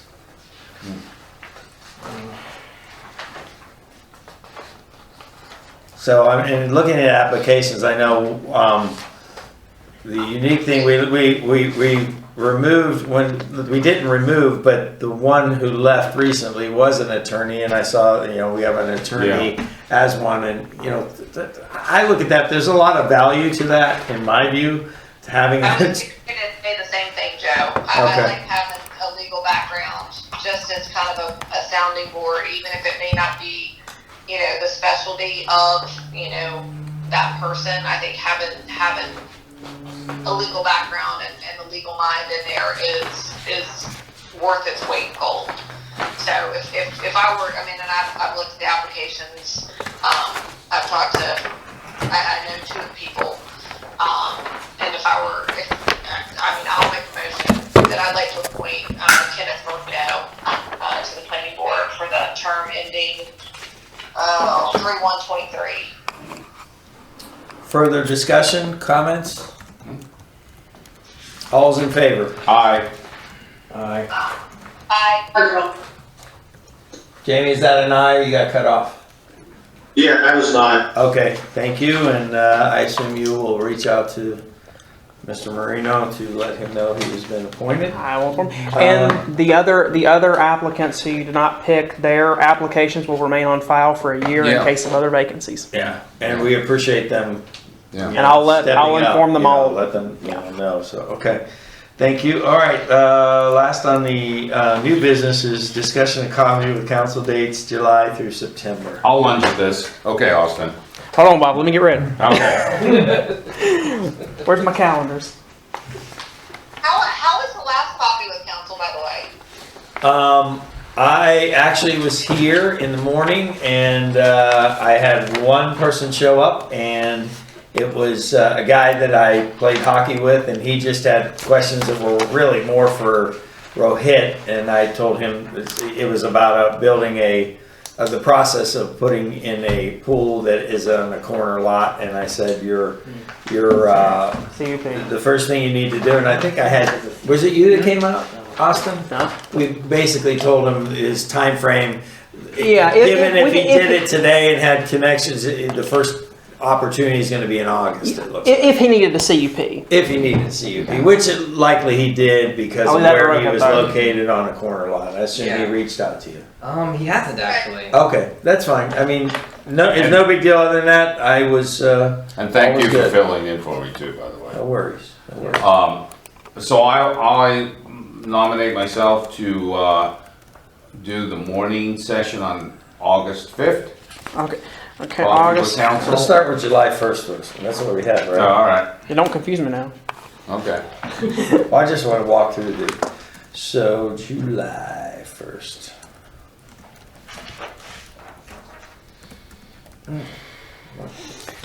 July 1st is the one I have on here for 10. This is the morning one. July 1st. You can, Kim? Yep. Okay, so Kim and And anyone want to step up for that? Me.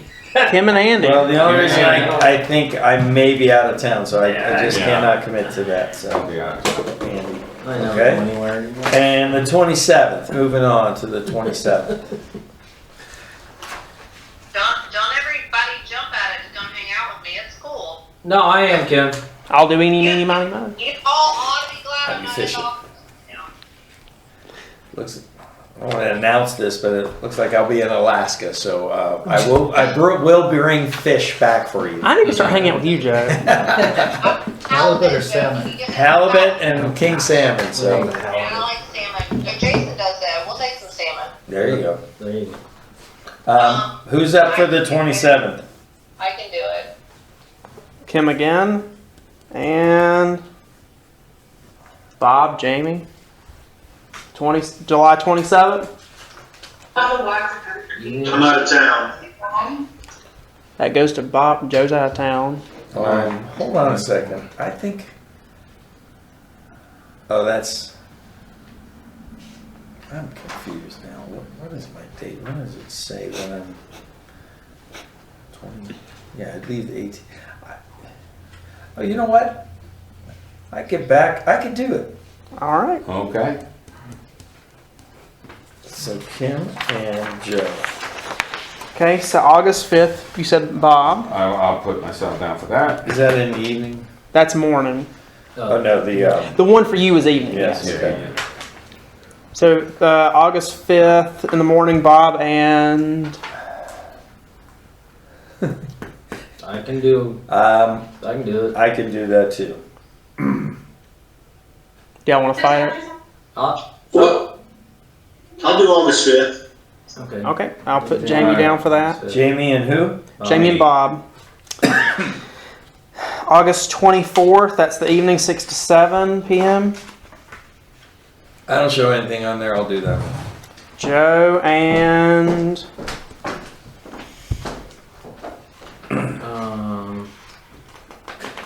I can do the evening, I guess. okay, Joe and Andy. Move to September 2nd, that's the morning, 10 to 11. I am open. Okay, Joe and I can do that. Joe and Kim. Okay. Lastly, the 28th? 28th, I'll put myself down for that. And Is it the 28th of September? Yes. I'll do that with you. Okay. Bob and Jamie. All right, so I will take these dates and I will send you guys calendar invites, so that way you can remember. Please. And let me know if you need someone to sub out for you. Just keep me in the loop. All right. Next up is open topics. I will suggest, and this is just something to put on your thing, is there any chance that any of you could move the 6:30 meetings going forward to 6 o'clock so maybe we can get out of here early? And then staff doesn't have to stay as long, or I'm just a thought. I can do it. I can do it. I can do it. You'll formally need to amend your meeting schedule. Trust, I know that. I know it pushes things a little bit. It squeezes dinner. The only thing is, Even if we brought in pizza. Joe, So what? the only Is there a food, did the food truck pull up? Yeah, okay. the only thing that I'm concerned about is our WUMA meetings on Thursdays. Those if are it close. conflicts or Yeah, anything like it that. goes That's till the only 5. thing. They go, and he is so good about just cutting it I off know, right dude, we at got out. 5:30. It was. a But little that's later, Thursdays. Yeah, Those are Thursdays. yeah. You only have Well, that's true. That's only our day meeting, and that's Yeah, after. I'm our talking Tuesday regular meetings. Yeah. I'd like to move it as early as we can because number one, it gets you guys out of here because you're already here for the day. So I live here. Let's put that on the work session to get that so we can do that. That's the only thing I wanted to talk about. Not because I was here 20 minutes early. I'll make a note of it. I will draft your. Are you okay? Here at 6? I think I talked to Chapman Yeah, you on did. that. He was good. Jamie, you're okay with that?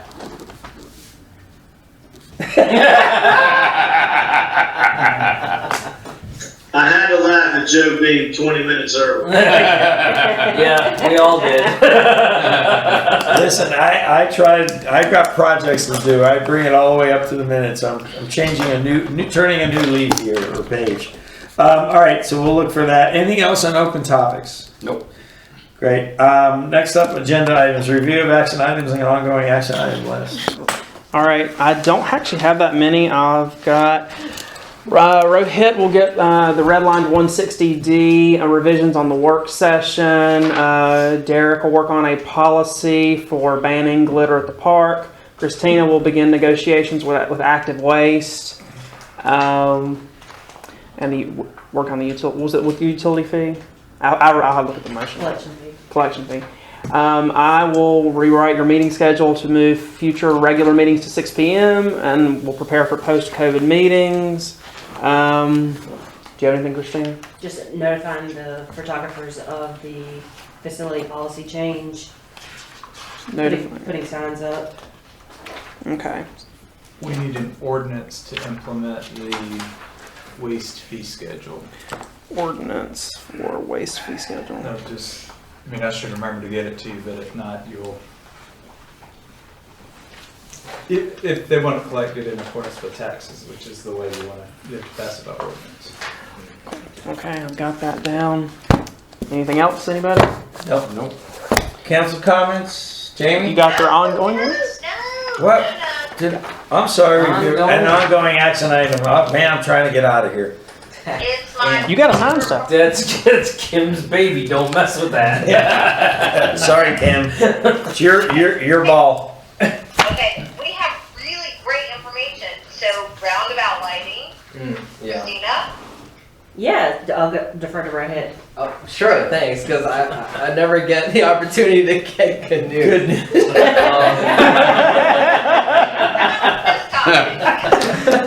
All right, so we finally got an update from DOT. It looks like, I mean, we're like one baby step further. Finally, they said they reviewed the application. They're going to give us exactly like what the requirements.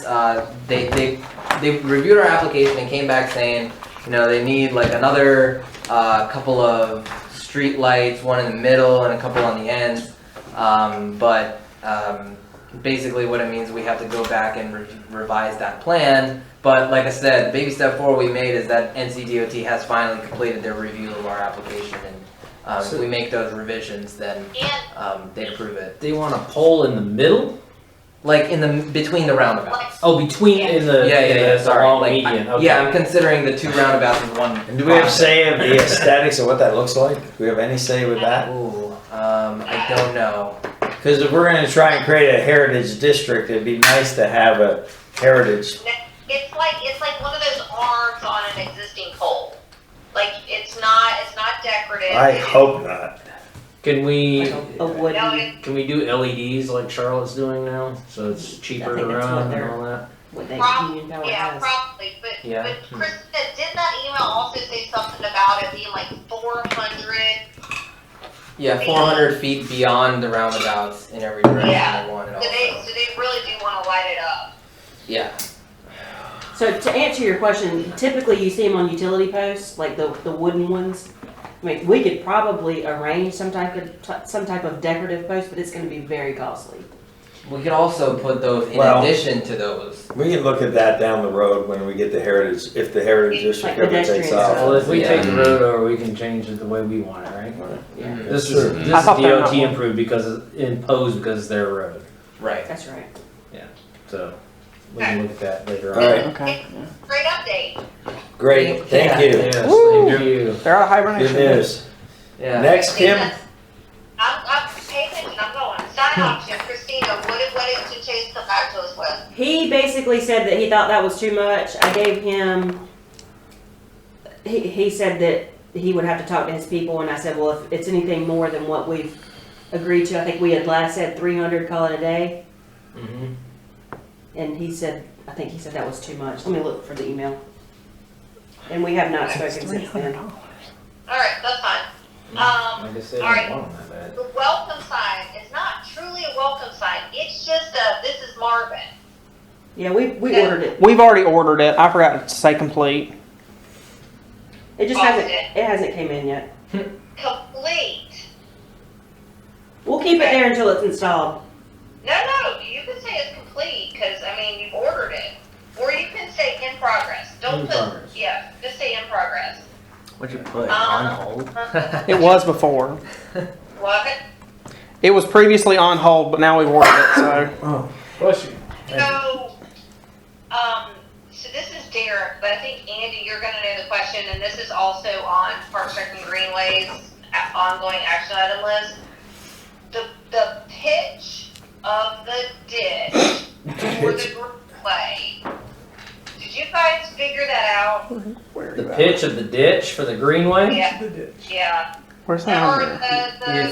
You're talking about by the Greenway trail? Players, yeah, right The here. trail by the school? So we're gonna build up that berm a little bit more. Tyler's gonna take me some dirt down there, and I'll get the excavator and I will clean the ditch out on the lower end, and then I will grade the dirt on that berm, and that will take care of it unless DOT will somehow find it in their hearts to go down there and fix their ditch. At least it'll keep the water from invading our trail.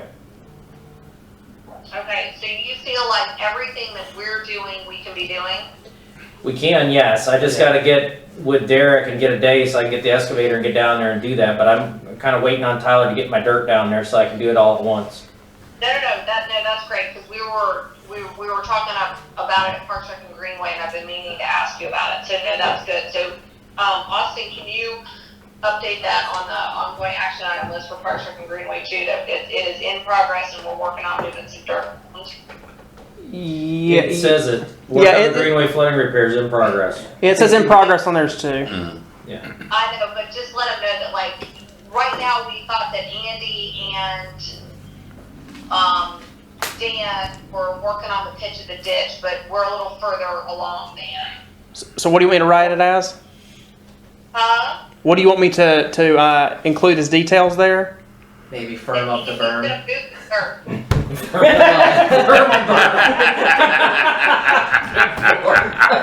Firm the Pitch up berm. ditch, we're firming the berm, okay? He's just gonna move the dirt, so I mean, you know, here we go. So you want me to put firm the berm? Yeah.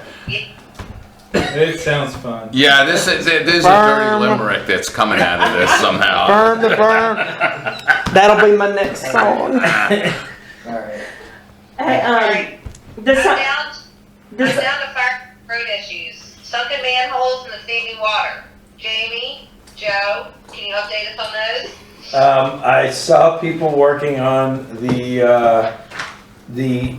manhole covers only, which that I took a picture, and then by the time I got back, and that's what's crazy. I wasn't gone for long, and all the manholes I think that we have identified were finished. So they got it done pretty quickly, which ticks me off even more, quite frankly, that it's been this long, but it got done that quick. The corner area has not been addressed,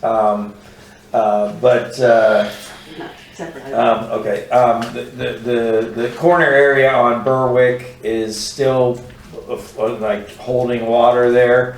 I did notice, but you know, I may be a little more particular with a low profile car, that some are still, I think, may need to be addressed. But in the end, I drove around quickly and saw that it appeared that they did all of them, but not all of the work that's supposed to be done. I will strike through the words sunken manholes and leave the standing water. No, standing water still remains. That's what I mean. That's what I'm saying. Leaving that on there, yeah. Okay. Alright, I'm done. What about as far as things to do, the Weddington Chase signs? What are we going to do with that? Can we get you guys to approve dispose for $300 total? Yeah, that's what he had. He basically made the offer. You guys good with that? I thought we decided on Y'all it. said 500. We Oh. said 300. Well, I thought we talked about that he came back with 300. We were good with it. Yeah, no, we didn't. I thought we did, but we didn't. I thought we did too. So I thought we so did we too. never We must proposed have. 300. No. Okay, are you guys okay for proposing 300 for the old signs? And you don't need a motion for that. No. You don't need a motion. We're all good. Just- Jamie, yeah, I just- assume you're okay. Kim, you're okay with that? Yeah, he's okay. Okay. Good. All right. Council comments. Oh, the only other thing, just out of curiosity, that sign that was identifying Marvin, I know we talked about putting that up. Oh, yeah, I just I gotta know get- it's laying down. Yeah. You need some help, call me, we'll figure I it just out. gotta, I know. get down there and drill those It's a matter holes, of that's time and life getting in the way, but I think it should go up and we can. It should, and Yeah. and Tyler told me he'd help me do it. I just gotta get the drill rig down there and Yep. drill the holes. Okay, very good. All right, council comments, start with Jamie. Well, mine as always is, great job with law enforcement. Those guys are doing a great job. Andy, I think you reached out to them to do some stuff down by your place, and I think, so, make sure those guys are safe, and, council, staff does a great job. Thank you. Kim? As always, I don't think. Okay. Bob? Again, thanks the staff and specifically Rohit, I want to thank you. I've talked to a lot of people and both citizens and people in different committees, and this form-based sort of program that you've got going on with the Heritage District is really being lauded. So, thank you for your hard work on that. And Christine's birthday is today, and she spent it with us. She's been pampered today. And I promised her a short meeting, so I didn't come through. I guess I owe her that another night. My offer was to start the meetings earlier, so. Happy birthday. Thank you. No, just, staff is doing a great job as always. Rohit, you're doing a great job on the Heritage District. We've got a lot of positive feedback so far from people that I've spoken to, and I have to give Tommy some credit about getting our speed sign out there on Waxhaw Marvin Road, trying to at least show people that they're driving like they're on a race course. Unfortunately, we did have a fatality in the curve a week or so ago, which concerns me very much. This is like the fourth now since I've been keeping track that I know of that have died in that curve, and mostly it's been because of high rate of speed. So I do want to remind the community, if anybody is listening, please slow down through the village on all of our roads, because we want everybody to be safe. We want everybody to get home at night, and so that's all I've got. Thank you. Again, I had happy birthday to Christine. Thank you.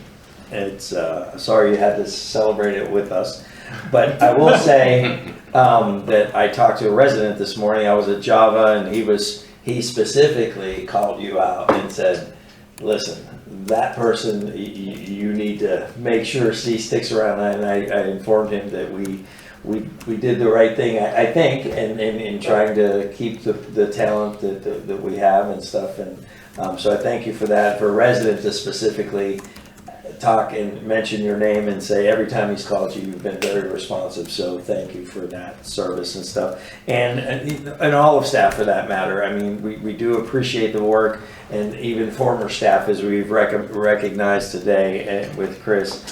We truly do thank you. We know we appreciate you being here, especially during these times when you can't get employees and stuff.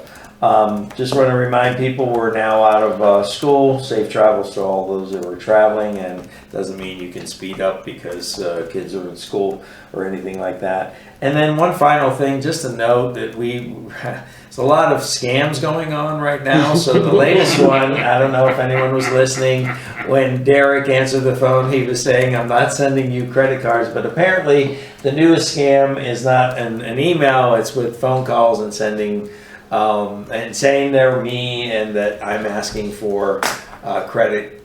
What is it? Yeah, it was 5 Apple iTunes cards. Apple cards or whatever. And Meet me in the back alley. No, it wasn't that. whatever. So I just will say that is certainly not me, and it's there's a ton of scams out there. Be careful what you're responding to, emails, and also these phone calls and stuff. But it's happening. It's unfortunate, but that's the life we live in today. With that, I will ask for a motion to adjourn. At So moved. 10:18. All's in favor? Aye. Aye. I heard Kim. Aye. Bye. All right. Thank you all.